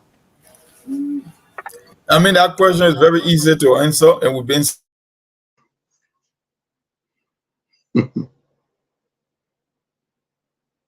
Vicente Moy, are you there? So I'm listening. I'm listening. What's going to happen, Mo? We're not hearing you. You can hear me, Mabel? Mo, can you hear us? Yeah, I'm hearing you guys. Okay. Okay, I'm hearing you, Mo. Go ahead. All right. So just a second. Chairman Musa Belete actually was listening. He was following. I think he wants to come on to clarify some stuff. We'll give you a few minutes. You probably join us on the set, or he will call in. Actually, I didn't see his text message while we shows on, and then he called while we're taking calls in Liberia there. But again, I want to say big thank you to the callers for calling and making their points on issues confronting us as citizens of Liberia. I really enjoyed Lawrence when one of the callers attacking us. Lawrence said, "May God bless all of us." He said, "Thank you, brother. May God bless all of us." I really, really, really enjoyed that. I like the temperament of Lawrence, like all of us on this platform, because sometimes so many people they can come on to say those things just to get you off track, to aggravate you, just to create anger in you, to distract you. So when they do it, Lawrence is the respond. We say, "Thank you, my brother. May God bless all of us." I really enjoyed that because that kind of sum up, everything. So among these callers, they were called to attack, and some of them they are paid to just call to insult us, disrespect us. What we will not do, we will not cut people off for you to make your point. But once you make your point, and we found out that your objectives to come and insult or distract us, we will not keep listening to you. We'll just give you opportunity you talk. When you finish talking your own, we will not give you ample time to keep insulting us. That will not make sense, and that will not be something conducive for other followers and viewers. So Joseph Boakai government, they will have their support no matter what. Whether they succeed or fail, whether they deliver or not, there are people that will support them. That's not a problem. We too, we are not against Joseph Boakai government. We want Joseph Boakai government to succeed. But we will not sit back supinely and allow you guys to destroy the country further. In fact, at this point, it is not important to even keep mentioning CDC. You're doing the wrong thing. You come in here and say CDC failed. CDC failed, that's why you got elected. So you must be ashamed of yourself to even mention CDC in making your points. Come here and tell us the development. If we are just criticizing falsely, tell us what is right. Forget about CDC. You know very well we are not part of CDC. We are not part of any political party. But CDC is no longer in the picture. You are the one leading now. What are you doing? Forget CDC. Forget Comey. Comey did not get elected. Comey was not elected. And all the other people there, they were not lucky to be elected. Now you are the one choosing amongst all the good people, despite the fact that Liberian people are aware of Joseph Boakai being sick, not being in control. But yet, what happened? Okay, little Chairman, Musa Ability is here trying to clarify some stuff. Mr. Chairman, welcome to SKTV once again. How are you doing, sir? Thank you. Yeah, I learned you're supposed to come on the show yesterday, but you have some issue going on, so you couldn't make it. No, I was traveling, actually. Yeah, okay. So where are you now? You in Liberia or outside of Liberia? No, I'm in Europe. You in Europe? Yeah. Okay, I can see it because the way you're looking at the internet looks so clear. Yeah. Hello, Mr. Chairman, welcome. Yeah, thank you, Chief. Thank you. Bevon, what's up? So you're following the show, right? Well, not entirely. I was following Okay, so now yesterday. you are being accused of being one of those people supporting the rescue mission amidst all the confusion and distraction. In fact, people are saying that you were attempting to defend the 285 machine that is allegedly being discussed. A Unity Party people saying they're already bringing it. And the law, on the other hand, saying that you're talking. When it comes to serious part, they will come to the legislature. But people should allow them to do whatever negotiation or talking they are doing. You know, people saying a lot of different things. But now you've been on the you've been discussed. Steve mentioned you that you are also supporting the Unity Party. In fact, people are saying that despite all you have done for yourself in your district, that you're trying to kind of muddy the water for yourself instead of focusing on you and your district. They're trying to play defense for Unity Party. What say you? Well, all I say, and I stand on it, is that I will not be defined by, the way people perceive me. As a politician, I didn't get, and I'm thankful to God, I didn't get into this thing to look for money. I feel like, doing what I did, business, that people who were given the opportunity to run the country, I didn't think they were running it properly, and I wanted to be part of that decision-making process. So I take it very seriously that God has given me the opportunity to serve my country, and I don't want to abuse that. So when I speak for Liberia. And when I speak, I care less about who disagree with what I say. That's not what I came to what I do for. I know, for instance, what road work has done for me. I know that I was brought to where I am today because the suffering that the road have on my people, I alleviated it, and I benefit from that. So when I hear the news of yellow machine coming in the country, like any genuine Liberian, I'll be excited. But what we do in this country, and say, well, I will not succumb to that, is that we criticize everything. And I don't accept that. And it's the same people going around in one circle. The same people, when they have the government in their favor, they praise the government for doing the same thing. And when the government is not in their favor, they criticize the government for not doing the same. I don't want to be categorized like that. I want to speak for Liberia and always for Liberia. So I spoke.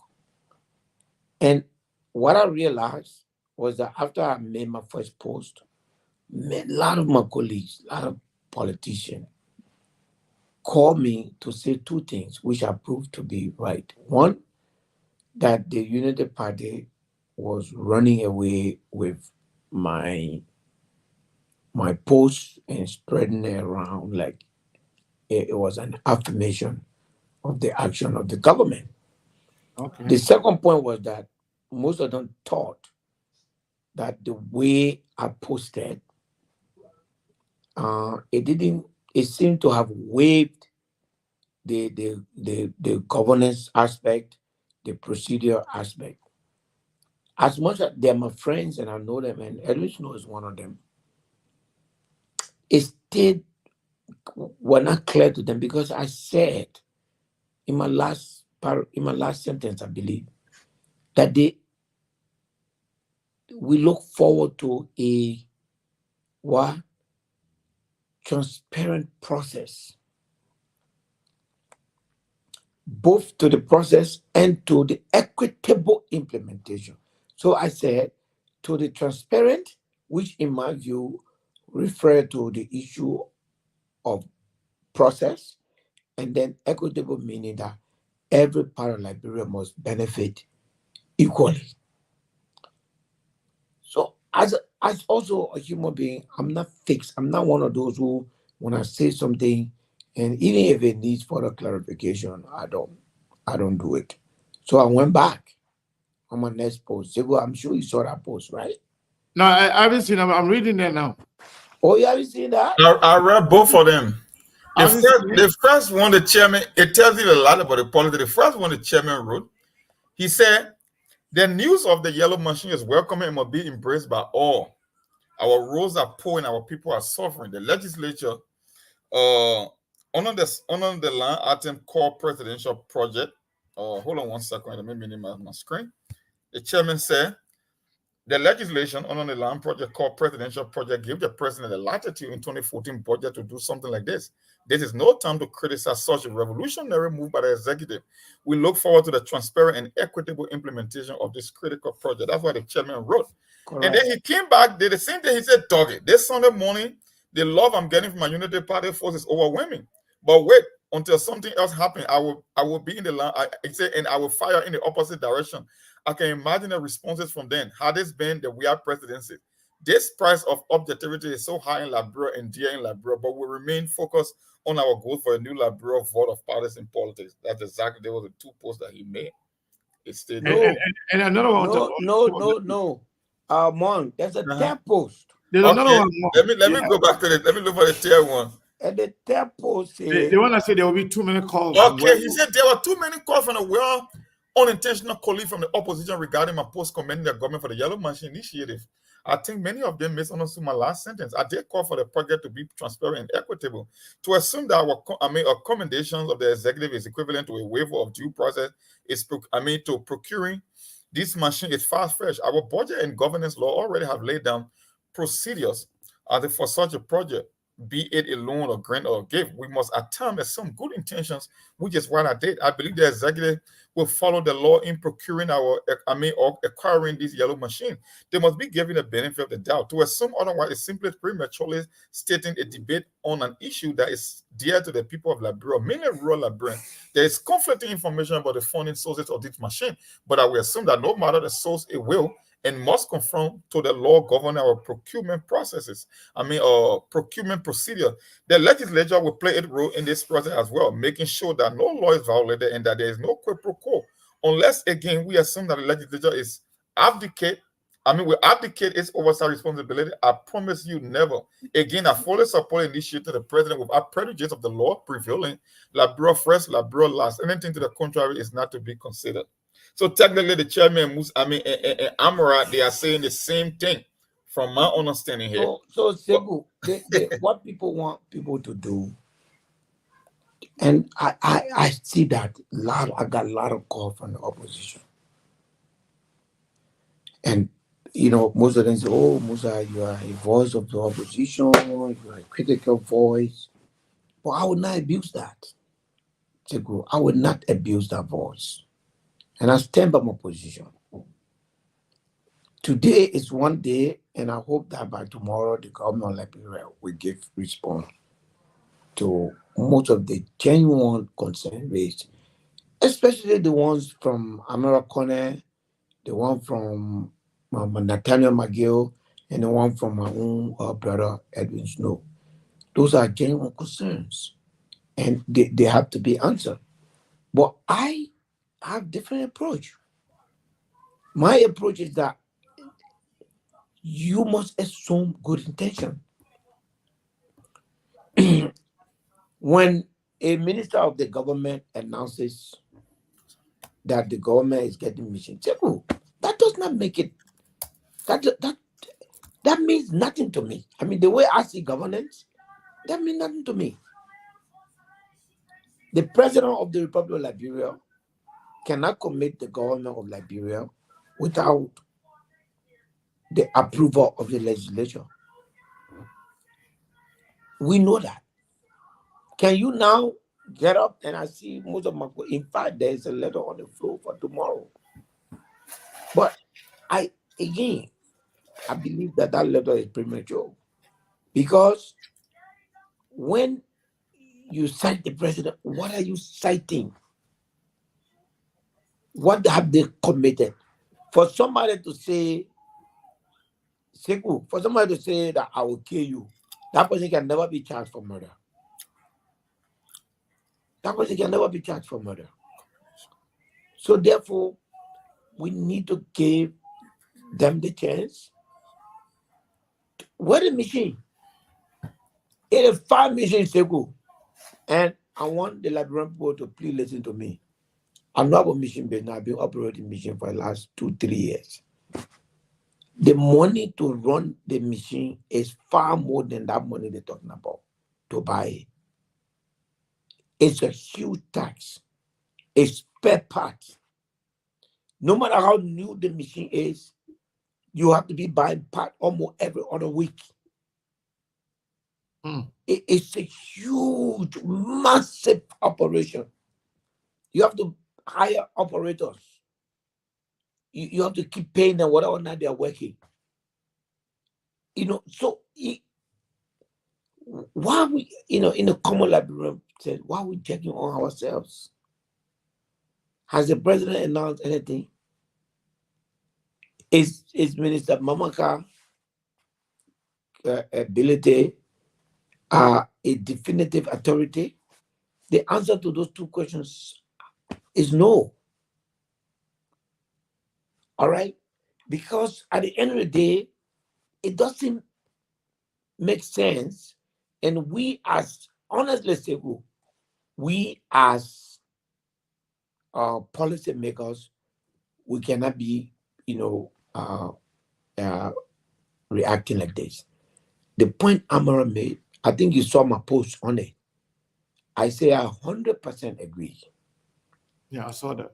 Because I said 99 and half of 2. So that's 100%.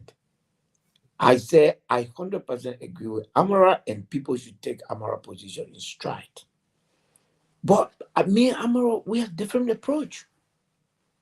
Amara will come with his number, with detail, his expert report. No. For me, I generalize.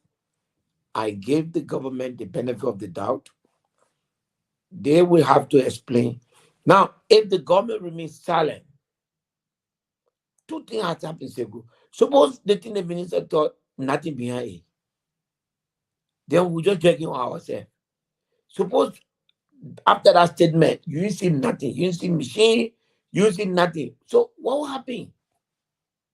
You will now force her to say, even though the machine say you are bringing, go bring it, even if there's no machine. So my point was a caveat. That machine that is coming, we hope that it passes through the proper procedure and leave it. But everybody jumping. And my problem is the hypocrisy. I have problem with that. You understand? Like Amara said, there were people who were criticizing him. All the people who are talking here today, either they were in the Ellen government or right in the Georgia government, when all of the procurement procedure were violated. Nobody said anything. I have problem with those kind of hypocrisy. It's the same Musa Belete that was yesterday accused of being a judge. I got Seku. No lawmaker has criticized this government more than Musa Belete. I challenge that. Nobody has attacked this government more than me. But it's not. I will not abuse that position that I occupy. I will not do it. So this is the problem. Do you think maybe this could be you talk a little, if you a little faster as opposed to waiting to see how the whole thing play out? Because with us, being in a House of Representatives, being one of the legislators, your voice is different from ordinary Liberians. Do you think you talk a little bit faster? Maybe you could have waited to see how the whole thing will play out before you jump the gun in praising the government for the initiative without seeing some meat on the bone, and then you jump out and start to praise them. You use the right word. Say, well, I praise the president and the executive for the initiative. Nothing has happened, but the fact that you talk about it, I like it.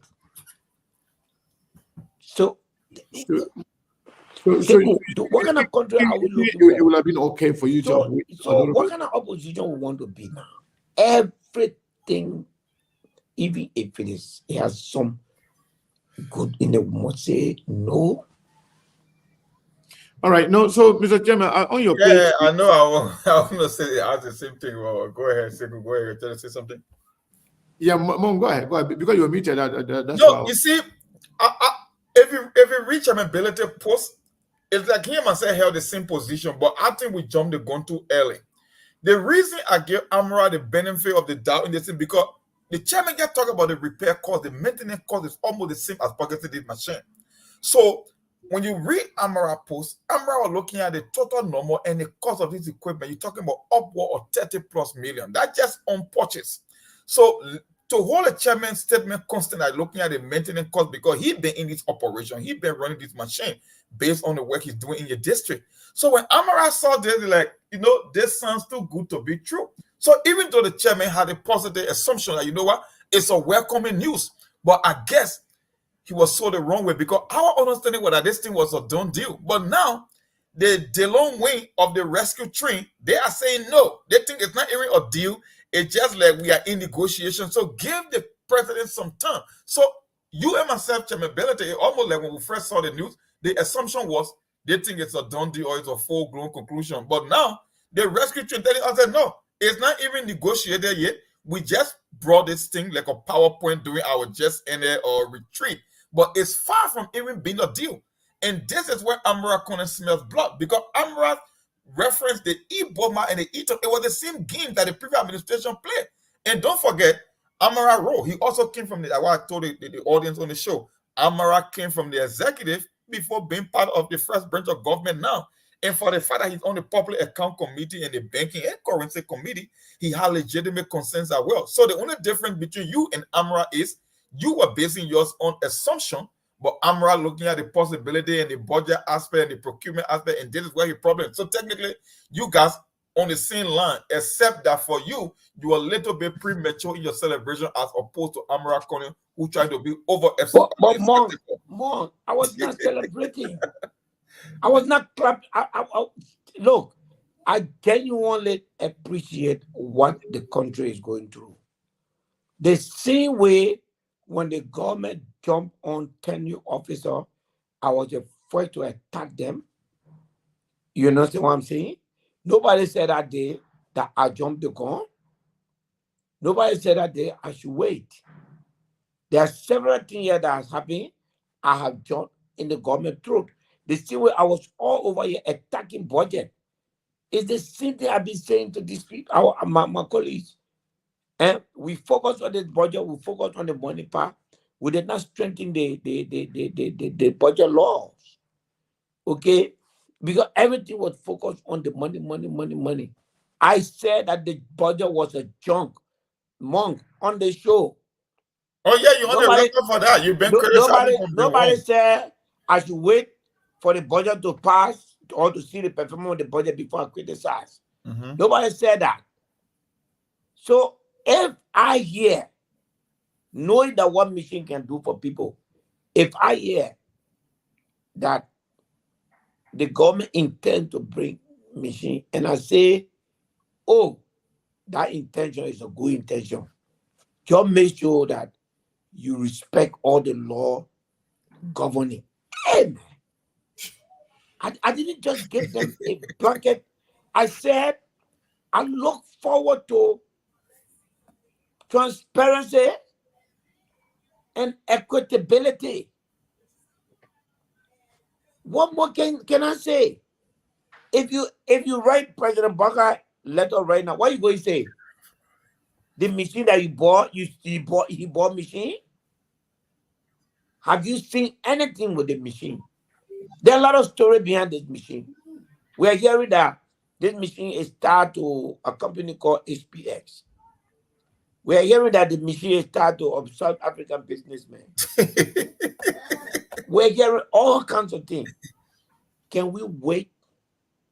You know, some who grew up in the bush will go hunt opossum. You can put a net right in front of opossum hole. Then you go behind, you put the fire. When they hit serious behind it, it will jump out of the hole.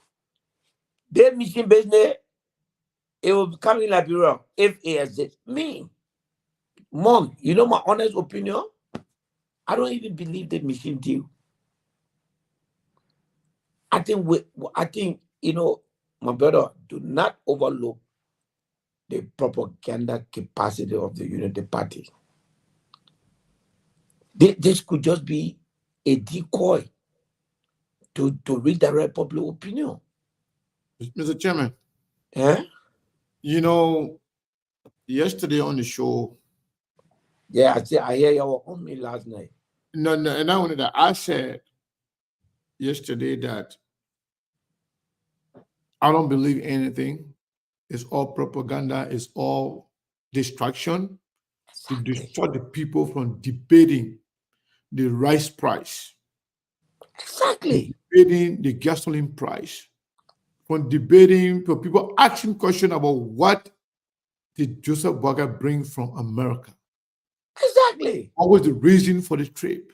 The party is very, very So clever. they are very good with propaganda, but people can really, really fall into it. This is one of the reasons why people are problem with you prematurely praising them. Exactly. I'm not cutting. Let me just read that segment in the Chairman. Who they are? That means you are buying into their propaganda machinery, and you have to know you're not just anybody. You are a lawmaker. You are one of the voices or strongest voices of the opposition. So if you jump into singing or praising them for just an initiative, then that means you are bought into their propaganda and you are selling it to the Liberian people. So are you saying that even my clarification did not help? It didn't help. Okay. It didn't help because people feel like, as an opposition, you should be the last person to praise the government. It's a good thing to praise them. I'm very, very sorry. I do not conduct myself. No. I'm not coming to say what you like. You're not sorry. I'm sorry. I am sorry. I do not conduct myself the way people want me to conduct myself. That's it. Yeah. I conduct myself the way I feel I should conduct myself. Okay, next time. I see something. Next time you conduct yourself that your book after you again. Oh, but Segu, I'm in a public space. No, but we're talking about your opposition. Because the thing is, you have to understand this. The same thing that used to happen to you during George Weah time. What kind of opposition we get in Liberia? No, what's the difference? Those who didn't win and those who won. No principle, no policy, no major differences between the government and the opposition. For me, I'm trying to develop a different style of opposition. My style of opposition is, if I see something bad, I talk about it. But if I see something good, I talk about it. Okay, thank you. So is this something good? Do you know whether is this something good? The news that the government intends to bring machine and fix the roads in Liberia is a good news. I stand by that. Okay. How they bring it? how they bring it? Sekou? Yeah. It must conform to our laws. All right. Let me say this. Yeah, go ahead. Go ahead. No, go ahead. Second, I get my phone for me again. Okay. All right. You and I agree. You agree. Let me tell you what happened. Mr. Chairman, let me tell you this. Yeah. The way you think people want you to do it, that's the way you should do it. Because why? You are not of your own animal. You are people's property. You work for the people. On your personal life, you decide how to eat, what to eat, when to eat. But when it comes to politics, you play by the rule of politics. An opposition is always an opposition. No, I am sorry, listen. Honorable Kenneth. I am very, very Let me sorry. finish. I don't do Let my me finish. opposition business like that. Let me finish. Not because I'm opposition, so I'm so that's hurting the country. And nobody's Not saying because that. I'm Nobody's saying opposition, that. so I must never Nobody's see saying it anything should right. be. No, nobody's saying it should be irrational opposition. No, nobody's Yeah, but that's being irrational. No. Nobody's saying that. People are saying in politics, anything that will promote your opponent, you got to make sure it's 100% real. You just told me that we all know about the propaganda machinery of the Unity Party. So when they are engaged in their propaganda activities, you now, as one of the leaders of the opposition bloc, you don't just jump the gun and say anything about it, just observe first. I observe. But let me say this to you. It is good. This is just 3 months into this government. If the Unity Party shoots itself in the foot, make such an announcement, and nothing happens, that means they hurting? How does that help me? Because that means tomorrow, when I hear them talking, they'll say that Unity Party again. You don't trust them. I will say that. All right, so let me, because a lot of people want to call you. I want to make a point before the callers. Let them call me. Me, I don't get problem. No, nobody's going to curse you. Nobody's going to curse you. But Monk, yes. Monk, before you go, maybe I will stay on the radio, or you carry on your news. I want to make sure. So far, I see one question here. The yellow machine is not part of the national budget. This yellow machine, by no means, can come to Liberia under the national budget law, because I have reviewed the budget. The latitude of the president is only 4 million, I believe. No, actually 450,000. So therefore, the president cannot, this machine cannot go under the national budget. Now, but there are other things under the national budget. There are road funds. I want you to listen to this, though. There are road fund that is almost, I think, close to 30 million. Okay? That also, based on Amara Corners analysis, which I believe is not enough. This yellow machine project requires at least $60 million. Because even if the body machine 30 million, Sego, I'm telling you right now, by government standard, those machines across the country will consume nothing less than $3 to $4 million US on operation and fuel every month. A piece? No, the entire. Oh, the entire fleet. The entire fleet. Okay. So if you do that, you're running into 40 million. I'm not joking. I know what the machine cost me. And I know the leakages in government procurement system. I know what it means if the government buy 5,000 gallons of fuel to carry to Nimba County. I know, as a matter of fact, that only 2,500 will reach to Nimba. And that 2,500 that will reach to Nimba, maybe 2,000 or 1,500 will reach in the machine. We have done nothing.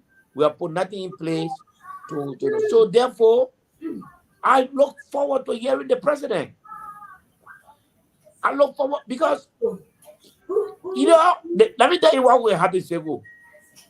Either they plan the talking will not do, it will just get a whole thing you will not hear for again because they don't have way to put it out. Your background is noisy, so just mute yourself when you know what I'm saying? Because as it stands, it's possible that the too many questions have been raised.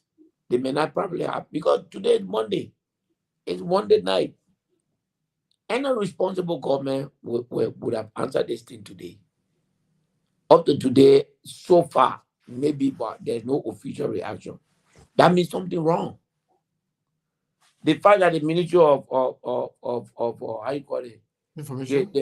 the information has not come to say anything, something is terribly wrong, something not right.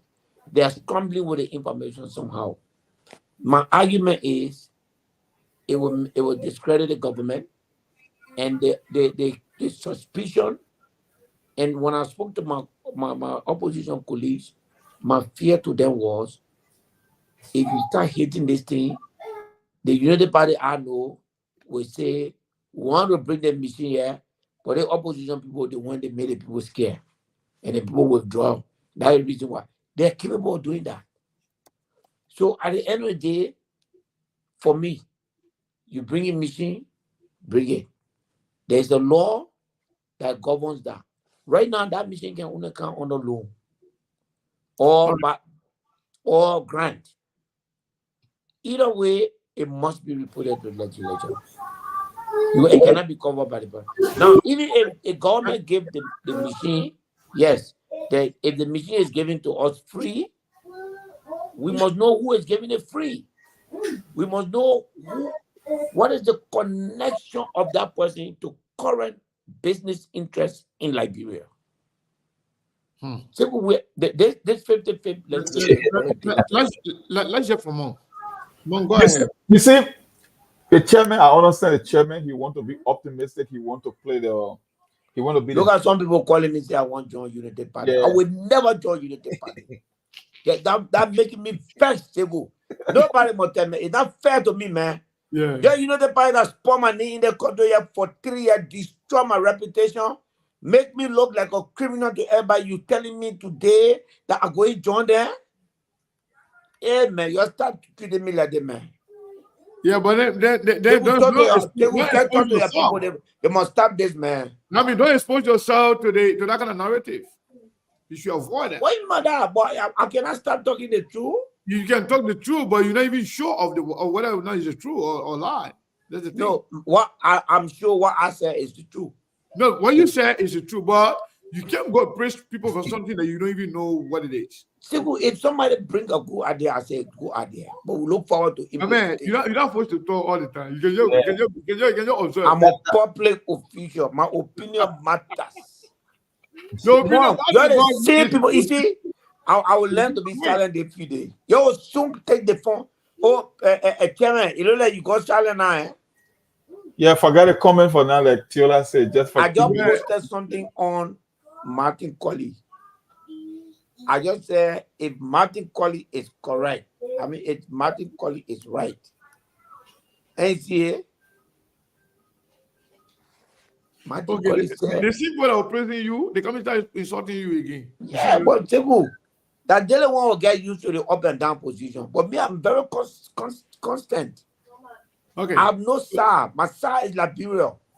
All right. So the day I talk for you, you curse me. The day I talk against you, the day I talk for you, praise me. The day I talk against you, you curse me. I will accept all. Okay. Mo, you still want to say something before we? Yeah, I want to say something. You see, when you're a public figure, people follow you religiously. When the chairman made that post, you see, when you're writing sometimes, people can interpret writing. They get implicit and explicit meaning of words, right?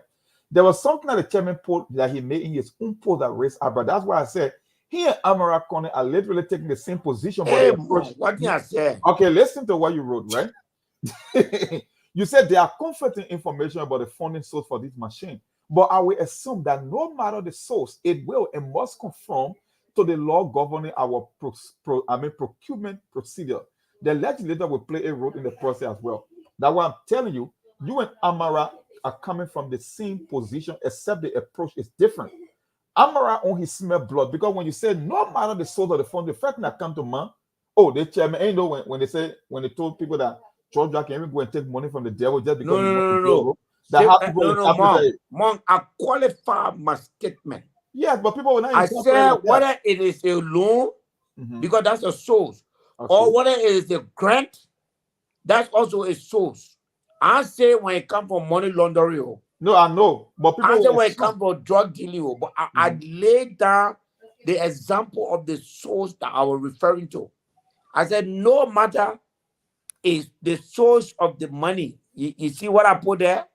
I said no matter the source of the money, whether it be a loan, grant, or gift, we must at times assume good intention, All right, which Mr. is what I Chairman. did.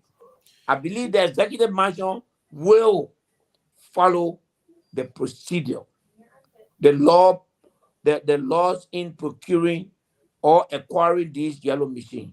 They must be given the benefit of the doubt. To assume otherwise is simply prematurely starting a debate on an issue that is dear to the people of Liberia. It basically trying to say to us, when Joseph Burger said he won't bring machine, wait. What I know you would never do is to take the machine and bring it and go use it. That's Yeah, but, impeachable.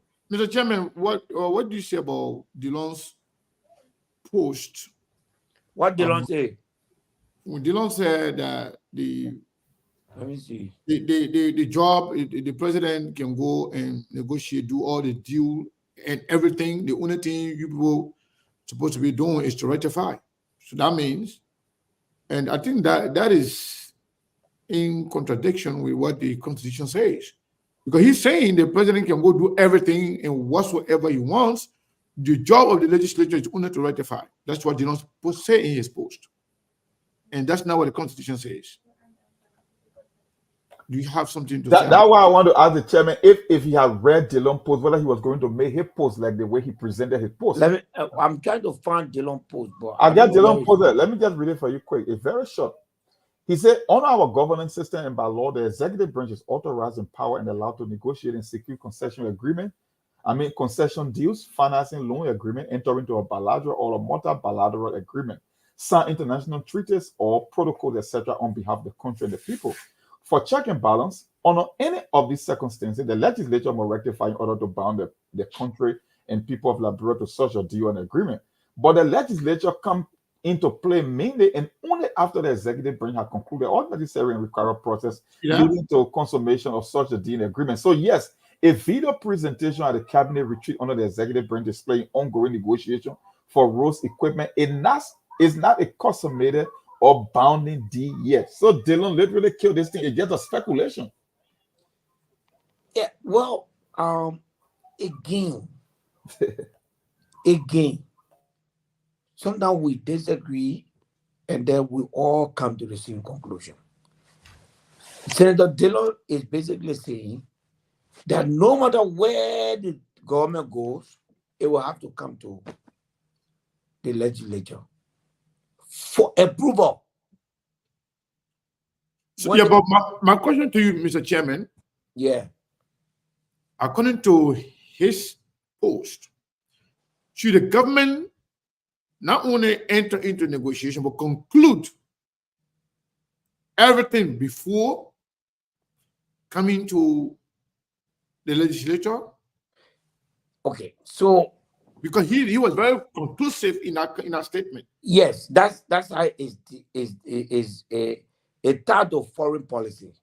So the president goes out there and sit down and say, give me the loan. Let's say the machine is a loan, we're gonna pay back in 5 years or 10 years, and this is the interest rate, this is what we agree on.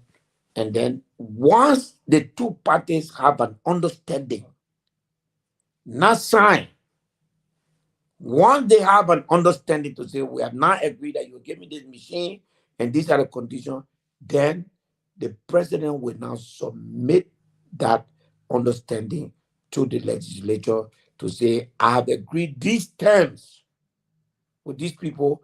I want you to give me the approval to sign it. But that's not what Dillon said.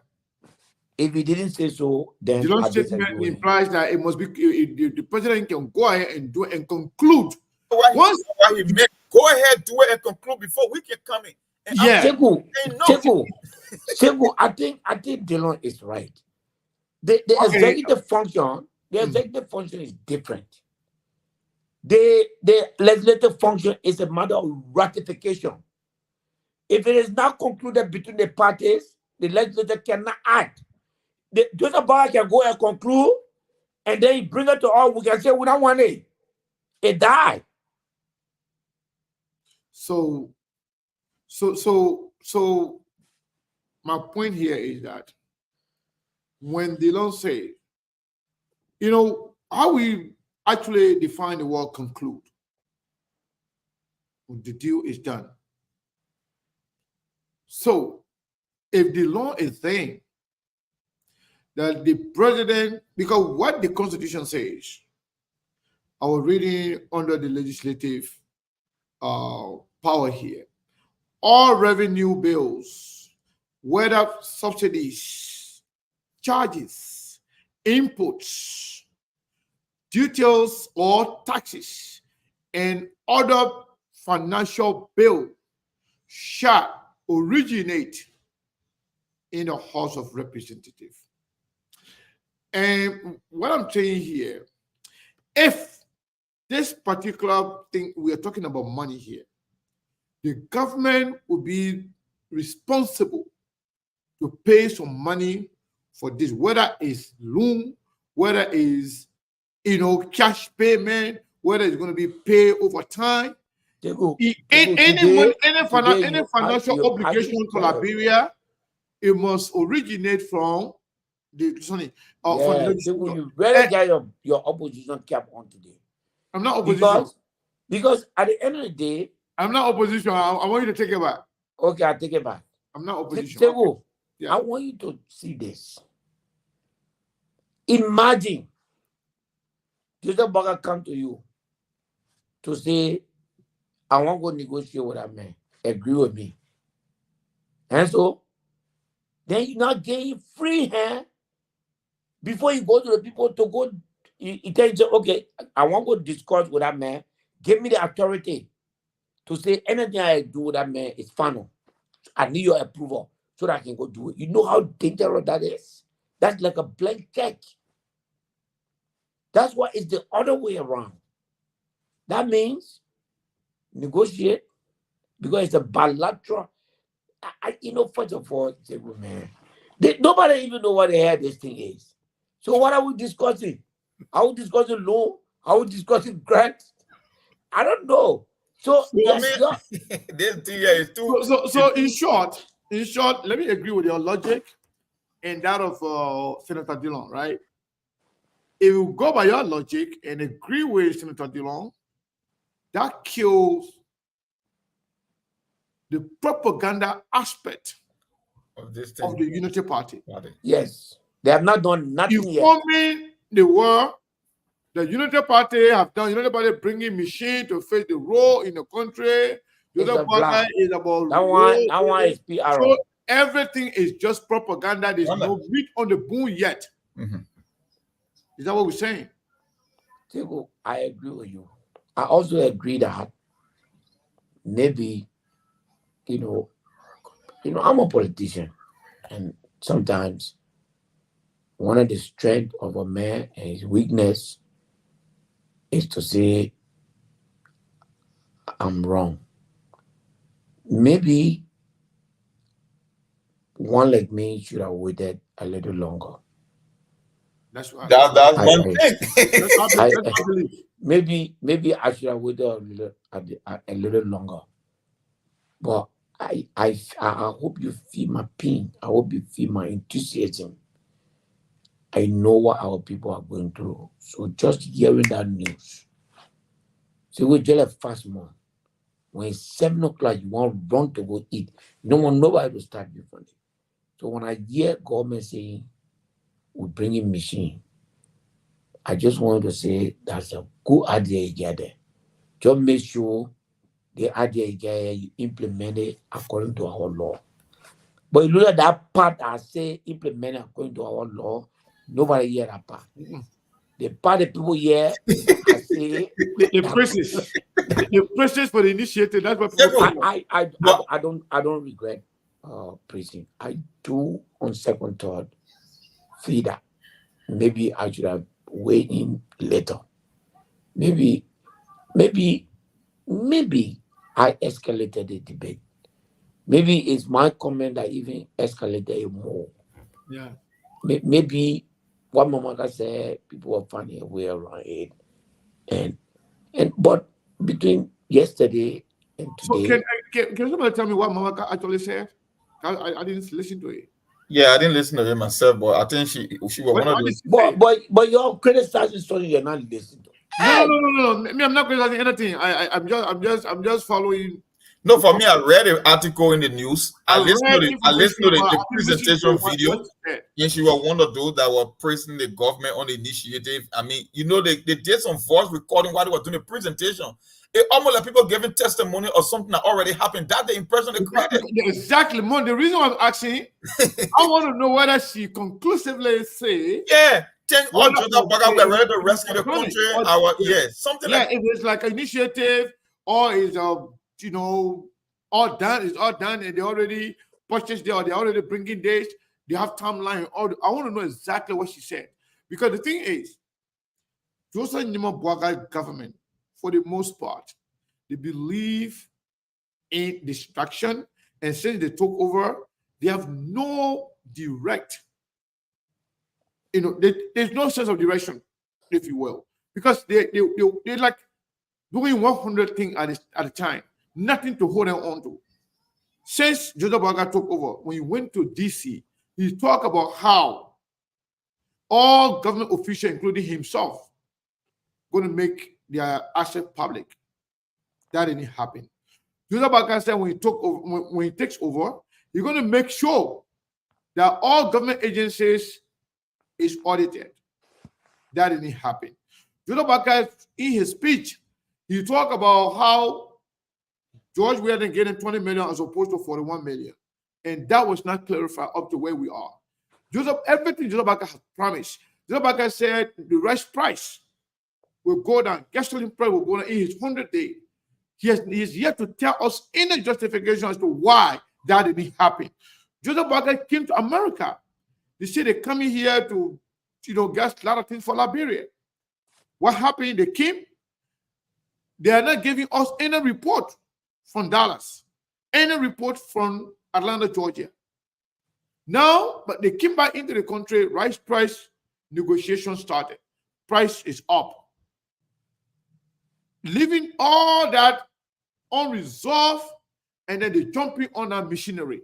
So like confusing the Liberian people so that Liberian people cannot even hold them onto anything. Confusing everybody because they are confused. The government is not doing anything tangible since they take over. All they want to do now is to confuse all of us. Then we have no sense of direction. Everybody just confused, like they just see the song in Liberia, like everybody going crazy, everybody going banana.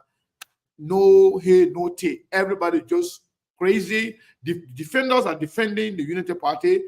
People who criticize them will criticize them. Nothing going to happen for the next few years to come. So, Mr. Chairman, you now as one of the leaders, if you people see people in that kind of trajectory, you know that they are not on any good footing. They are not doing anything tangible since they took over. You yourself, when we came to the 100 day, you said if we're going to judge the just 100, because you say it's too soon to judge them, but you say we're going to judge by the 100 day, that was a failure. You said that on this platform. Yes. And then they went instead of 10%. So people with that kind of magnitude of operation, when they say anything, you treat it with carefulness, observe, and then later on speak on it, because your voice is not just anybody's voice. That's the point we're trying to make. Well, Tego, first, all of those people who listen to me and take something from the statement that I made, if I disappoint you, my sincere apologies. But I just want you to know that this is me. I do not apologize for being me. I do apologize that you seem to be offended by what I said. But I want you to get used to that, because that's the kind of person I am. I will not And I repeat, I will not say it is not good because the public say or the population say it is not good. Leaders must lead, and to lead, you don't necessarily have to listen to the cry or the echo out there. You must make judgment. That's what the people have entrusted you to lead. Otherwise, they could have led themselves, but they chose you. So I'm sorry I disappointed you. I want you to get used to that as we go along this journey. You're speaking to the people, right? Oh, yeah. Yes, there will be time that I will say things that you will not like. Let me say it before I say it, before it happens. My apology for those things. But I do not regret the approach that I take to things. I am sorry. I will not be an opposition that does not see any good in the government. I don't operate like that. When the government does the right thing, I'm not here to look. I'm not a praise singer for the government. All right, I'm not a praise singer for the government. I was the first to criticize the budget. I was the first to say the 100-day was a fiasco because it does not exist. It's not possible, and they will not do. I mean, this government was being formed up to 50 days. I can you? I mean, I think it's even disrespectful to the Liberian people. The way you started so poorly to think that you are going to come and give us some kind of 100-day report. What happened? There has never been any 100-day report. Nothing has been showing. Then that because there was no intention. It never worked. But it is a journey, my people. Bear with me. Whether I have experience in politics, whether I've been behind politicians, this is my first time in the position I'm in. It's a learning curve for all of us. But I come with a style that I have no intention of abandoning. I come with a style where I will not always see a government or opposition. I will see Liberia. My people, that 1 year to election, 2029, when January 2029 reach, then I will wear my campaign clothes. Then everything else go to the window. But until then, we will find a way to change the country. If the president say he's bringing machine, all I was saying, maybe he didn't understand, was that a good idea. But I hope that idea that he bring it must go through the right procedure. Now, the budget, I've reviewed it. Again, we gave the president latitude in the budget. But the latitude we gave him is the road fund and the presidential projects. All of them combined cannot carry on this operation. Because if you buy the machine, then you can only use the road fund money to pay for the machine. Then that means there will be no money for fuel. But if somebody is giving it as a grant, gift can only come from country to Liberia. If individual is giving gift, then the question is it free? Our job would be to search due diligence. What I'm hearing for United Party surrogates is that this person has interest in mines. And that takes us to Nimba County. That also bring Wologisi in the picture. Nobody know what has happened. So one of the opposition leaders commented that they are convinced that the government of Liberia has written some kind of commitment letter, and that's why this mission is coming. I told the president, I said, I will not conduct myself based on speculation.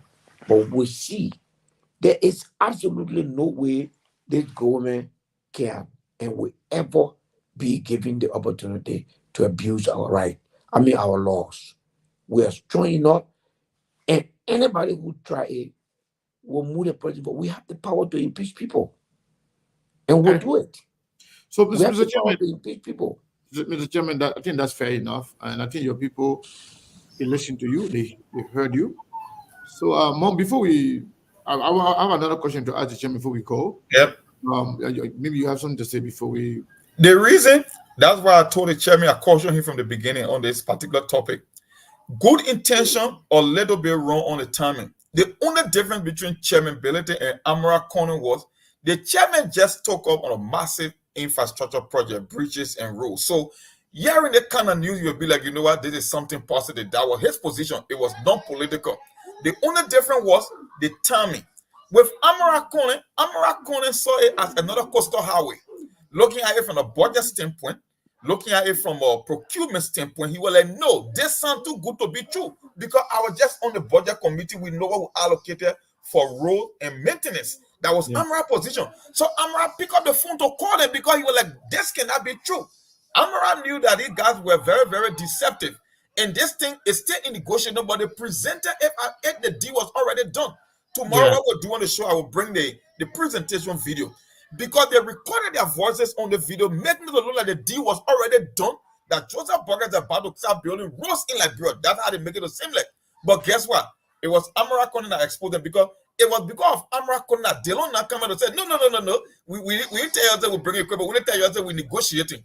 Trust me, if Amara Conan wasn't going to show up by asking that question and questioning them, the Dillon would have been nowhere around today because it was all lies. It was all making it seem like the deal was done when in fact they are still negotiating. So the only mistake on the chairman part, he came a little bit earlier. He was quicker, but he came with the same good intention. That's why I said you and Amara Conan from the same position, but Amara Conan just wanted to check on the who before celebrating. That's the only difference I see between the two.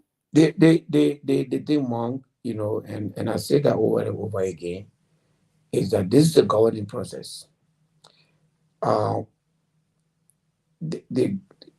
Somebody called me, and I wouldn't call the person name, and I said, "Well, I have to assume good." Then the person said, "Musa, you can't say that. This is not the same Joseph Boga who was in the rice project that too many millions of dollars were lost." People have different things to say. Say that again. I want to hear that. He said, "No, Musa, you cannot say that we must assume good intention.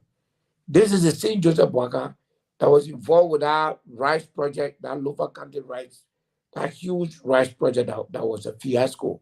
And then what the Ellen government. How many million got missing? Millions of dollars. I don't know. Millions of dollars got missing in that one. Yes. Everybody say it's a sin. Then I say, look, I was not in government then. I was not in the position that I'm in right now. Let us wait. And today is Monday. And by the way, it's 8 o'clock. Where I am is very late. Yeah, Chairman, I forgot. And I called you. I was seeing a man in Europe there, Mr. Dishu, say which country you are based in currently because he think he wanted to come and see you. You may not say that one on the camera. Oh, yeah, okay. Yeah. He said, yeah. You call the man or let him text me. I will tell you. Okay, I think he get me. I'm very close to him, but I can't talk about it. You can get a location. I know that's great. I understand.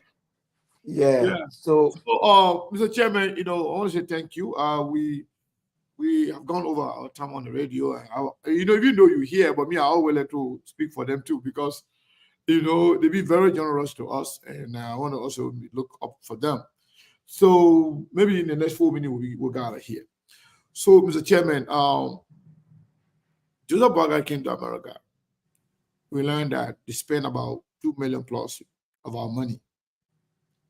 Have you guys getting any feedback as to what really happened, what they came for? Any return on the investment? As far as the American trip? Yes.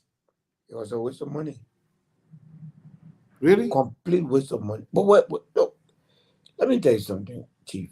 I believe that there is a lot of dishonesty. And it needs to stop. And I hope that it will stop. Presidents do have private trips. People do have. And what bothers me is the fact that Unity Party is not a new government. It's a government that being bought. How do you spend public money? You go to the United States of America and you come back and tell them nothing. Yeah. How do you do that? Because nothing happened. So what was that money spent for? For what was the benefit to Liberia? What did we, first of all, What was our goal when we went there, when we accepted to go there? What was our goal? Everything you do, you got to set your goals. What was the goal that we set to say, let's go to what kind of summit? What did you want? What relationship did you build? What did you achieve when you went there? Waste of public money. So do you guys know how much was spent actually as a legislature? The president has a lot of latitude under our jurisprudence, under our governing system. The president can travel. There's a blanket money for the president travel. He can use it any kind of way. We see the president in private jet, and people around him lying, saying that those jet that his friend gave it. All these things will backfire. Through the Bible, I'm not a Christian, but the Bible says, truth crushed to eye shall rise again. If you doing all of these things, can you remember when George Weah was president? The first time he used that jet, he said that Frank was doing it. And so Yeah. and end up becoming a jet. Yeah. Even as vice president now, and you get it back to RIA. I mean, even as former president now, and you get it back for him. Joseph Boaga, and I say to the Liberian people, the biggest disappointment personally that I have is that this government is literally almost like a twin brother of the CDC. Yeah. I mean, as of now, there is nothing they have done that the CDC did in the first 100 days that this government is not doing. The next thing now, if this machine business turn into a fiasco, then a night doing again a clone. And when something clone is exactly the same replica, then where we're going now. All right, we'll just take this caller. Abraham, be on the line for 30 minutes. Just wanting to say something to you before we go. Abraham, are you still there? We're about to leave now. 1 minute. No, thank you very much, Sekou, and thank you to Chairman Ability. Yeah, I appreciate it, man. We are quick.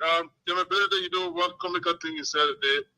You say what do I agree with you when you go out against you when you go down?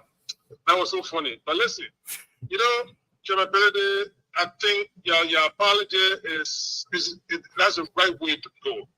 Reason being, you are not just an ordinary person. You are a stakeholder in the body politics of Liberia.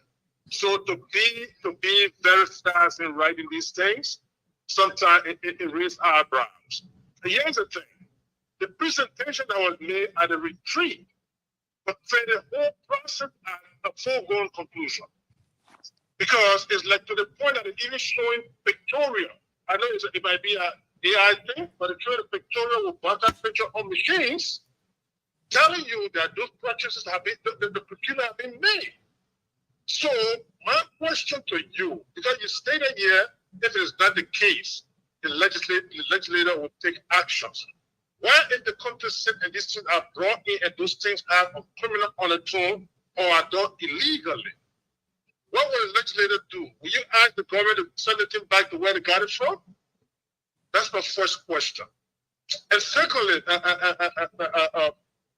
Mr. Ability, even in writing, I'm sorry, but there were conflict in your writing because your own analysis, you're telling all that, all cumulatively, all of the allocation that the president has, that he can play in, that include the road fund, can't even suffice for the purchase of this machine. Shouldn't that have risen the flag to you? Thank you, sir. Yeah, you look, you know, my brother, like I said, my politics is different, which means I don't shy away from truth. You choked me with that question, but I have to answer it. You're correct. And Amara spent almost 30 minutes with me on the phone, trying to explain to me why he thinks that, I should reconsider my position and I should agree with him. And he ran me through it. And that's why when he posted, I reposted. So, you see, machines, nobody know the cost of the machine. When I took the the budget, this is a serious learning curve for me, and I'm not ashamed to say it. What I learned was that the president got far less than what we thought he had under him directly, and then the road fund has less than 30 million. Looking at this machine and assuming that the average cost is about 100,000, you're talking about almost $28 million. So therefore, when I first broke the news about the machine, I did not take cost into consideration. What I took into consideration was that machine were coming into our country, Intent. and I thank you. And I thought that it was a good thing because I know how much the people need a machine, and I didn't want to miss the opportunity to praise that. And for that, I have no regret. On second thought, I should have calculated not just the intent, but the possibility of achieving it through the cost and where it's coming from. Having said that, the president could have taken the machine as a loan and say we will be paying it starting from next year, and therefore the road fund will be going towards its operation, and then we will put money in the budget next year to begin a repayment of this machine. That's a possibility. But if I take that as my position, that almost puts me in a position as a government spokesperson, Definitely. because I will not. I cannot take that as my position. So therefore, on that, I should have, and guys, you dealing with different person. I would never be ashamed or afraid to say yes.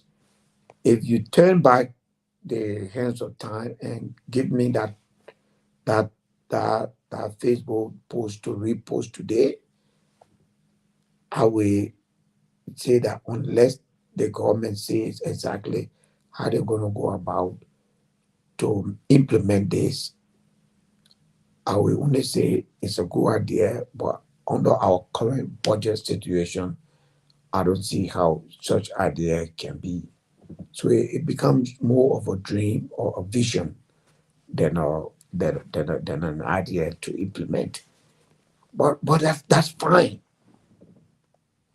My overzealousness has sparked a debate. It's pushed the government. They have to come up with an answer. If they don't come up with an answer tomorrow, we all will go against them. Because, like for me, they have if they refuse to answer tomorrow, that means they have subjected me to unnecessary criticism just because I was enthusiastic about what they did. But I still believe I had a conversation with the Minister of Information yesterday, and he said that they will come to the public and make a presentation, a good presentation to the public. So I look forward to that, and I hope that will give me some redemption. Uh, that is the only thing right now that can keep me in the corner that I am in. I've worked too hard to bring myself to this level, and therefore I cannot keep myself at this level for anybody, and particularly the United Party, who actually brought me to where I am. So again, Segu, we're learning. Uh, I know it sounds crazy, but I believe that the idea of putting machine on the road is a good idea. How it's going to be implemented is very important for us to be able to go any further. Praise it, agree with it. The government need to come out to tell us 285 machines. What is the implementation plan? Is it by phases? Is it by abrupt? The manpower requirement, all of those things. Because it's not easy. I have 9 machines. I have over almost 40 people. Each machine got about 3 persons, the operator in it, and 2 people around the machine. Because you see, the machine is very difficult to operate. When you're in it, the rocks, the BB stick, somebody can be there moving that. The machine is very delicate. So I got people working, I got people in trucks, I got people on the highway removing rock, removing stump before the machine go there, because once they go there at night, then something break. How prepared are they? The context that they're gonna give it to. Most of these countries have never ever seen machine before, so they have no structure to receive those machines. Is the public work prepared? Another question. I'm told the previous government paid for certain machine and they didn't pay all the money. I'm told that machine is a lot. It's a good idea, instead of us going to enter into a loan to buy 85 machine. It's a good idea to complete that payment and get those machines and spread it around and do it turn by turn. All those things. I hope that they can answer, so that those of us who, commended them can remain in the space that we're in.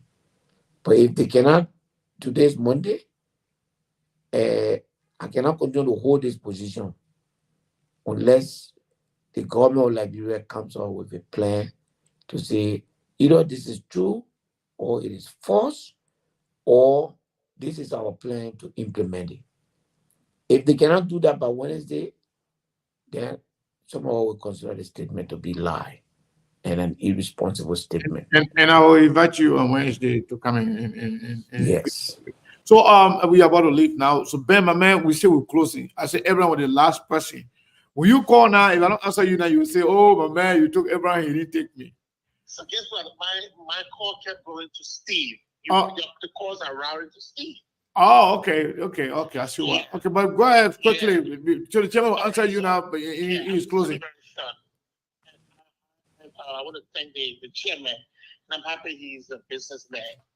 I think government is more like a business entity. When the government goes anywhere and they come back, the reason why Liberian government officials refuse to give report is because they lie too much. Yeah. They're not honest. Because in business, you don't win every time. Even if the president went out there to lobby, he went to a meeting and nothing came out of it. What is wrong with you coming to tell the people that, look, I went there, but nothing materialized? At least if people would know that you went there was nothing there, the government people will honestly you. But when they go to these meetings, they're not honest. It's because of these lies. Yeah. These lies that they keep hiding over and over. That's the reason why these kind of things come out. The people are not honest. Just like all of our previous government, they're just not honest. Thank you. Thank you so much. That's a problem. And that's the major problem. Mr. Chairman, you will answer that and then conclude, give your closing statement. We're leaving now. But that has been the problem for Unity Party. They go up, they count down. Everything they say is lie. They lie about everything. So when you are like that, even when you're telling the truth, now people can't believe you. Even when you say something good, tangible, people will not even give you credence until they see it. That's why lying is bad. And because they are so accustomed to lying, they lie about everything, so they want to blanketly assume that everybody just like them. So if you are telling the truth now, they will call you liar because they're used to lying. So, and now Liberian people are getting to understand that nobody trusts them anymore. Anything you know about people say that lie. Let me see it first. Because they used to lying. Everything they do, they lie. So it's going to be tough for them. Because if people are going to, lose confidence in you, taking you to be a liar in everything you do, Then even if you're telling the truth, now you're going to be half of people to believe you. You know, people getting at you because people feel like these people, they are lying. Why you just follow them without even investigating? Because you might land yourself into problem because they are used to lying and they have no shame of lying.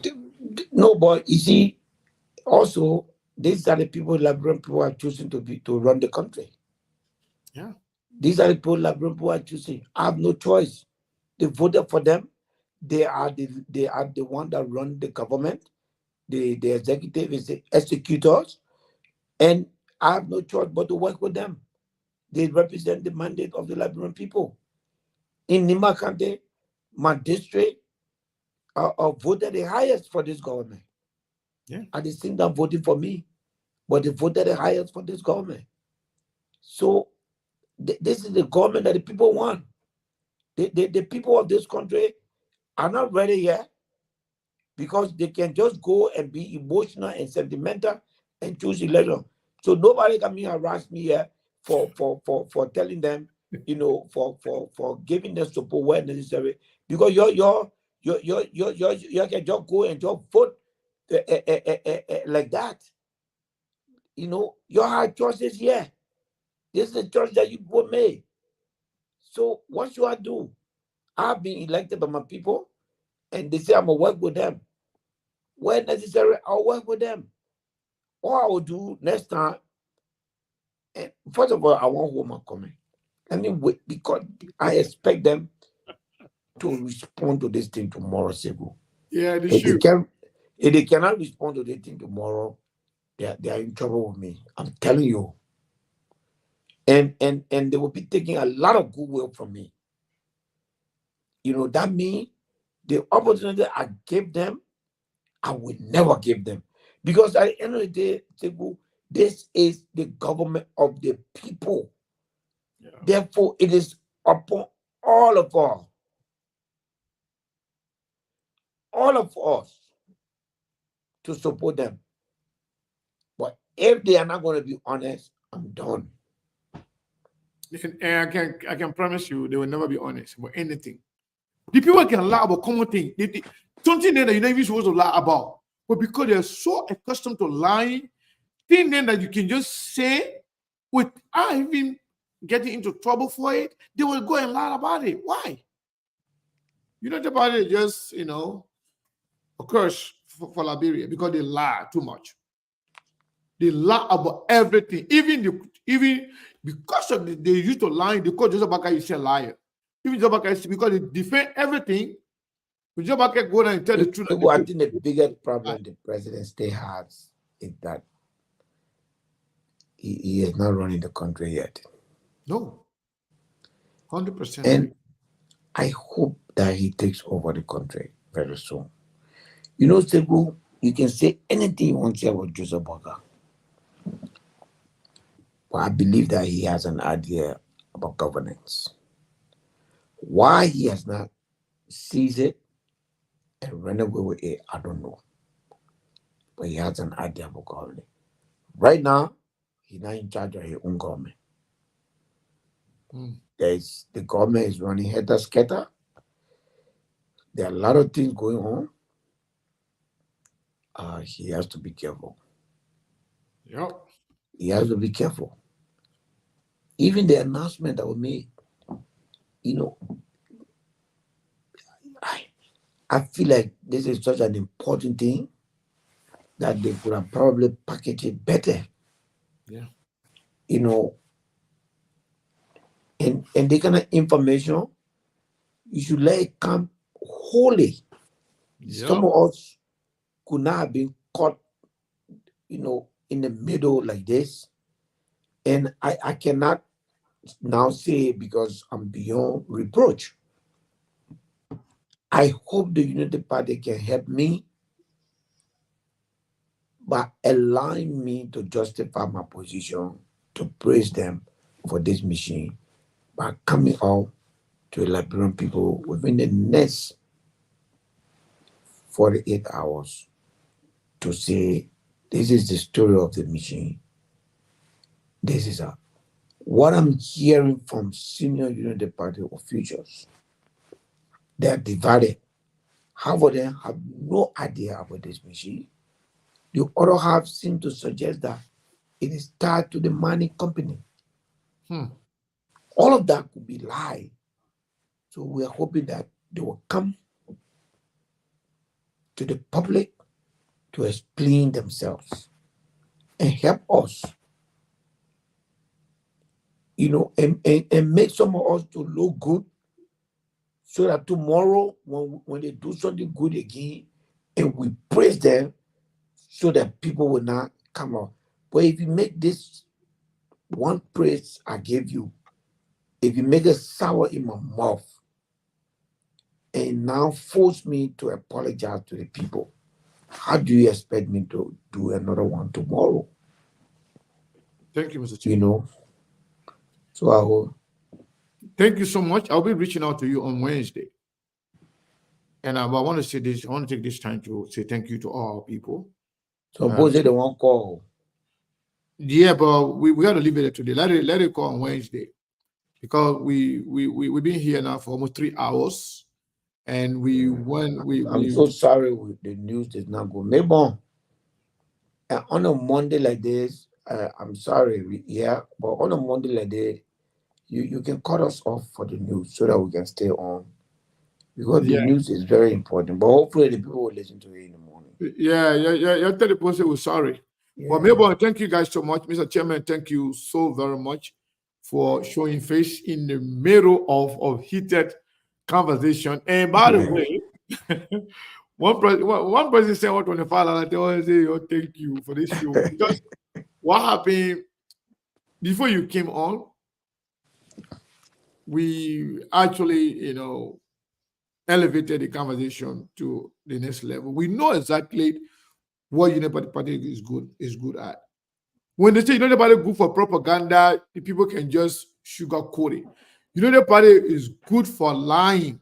They know how to lie, they know how to make up story, and they know how to market it. The reason why they hate SKTV, because we are always there to erect checkpoints on their lies and the deception.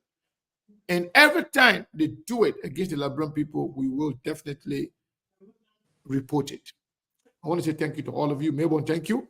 Thank you, Mr. Chairman. You all have a wonderful, wonderful day today. So my people are here. Thank you.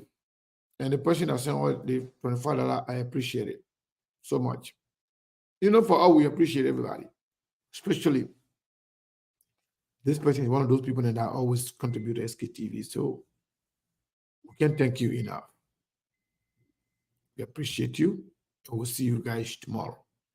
I wasn't planning to come on today. I was tired, somehow discouraged, but we gotta do the people work. See you tomorrow. Yeah.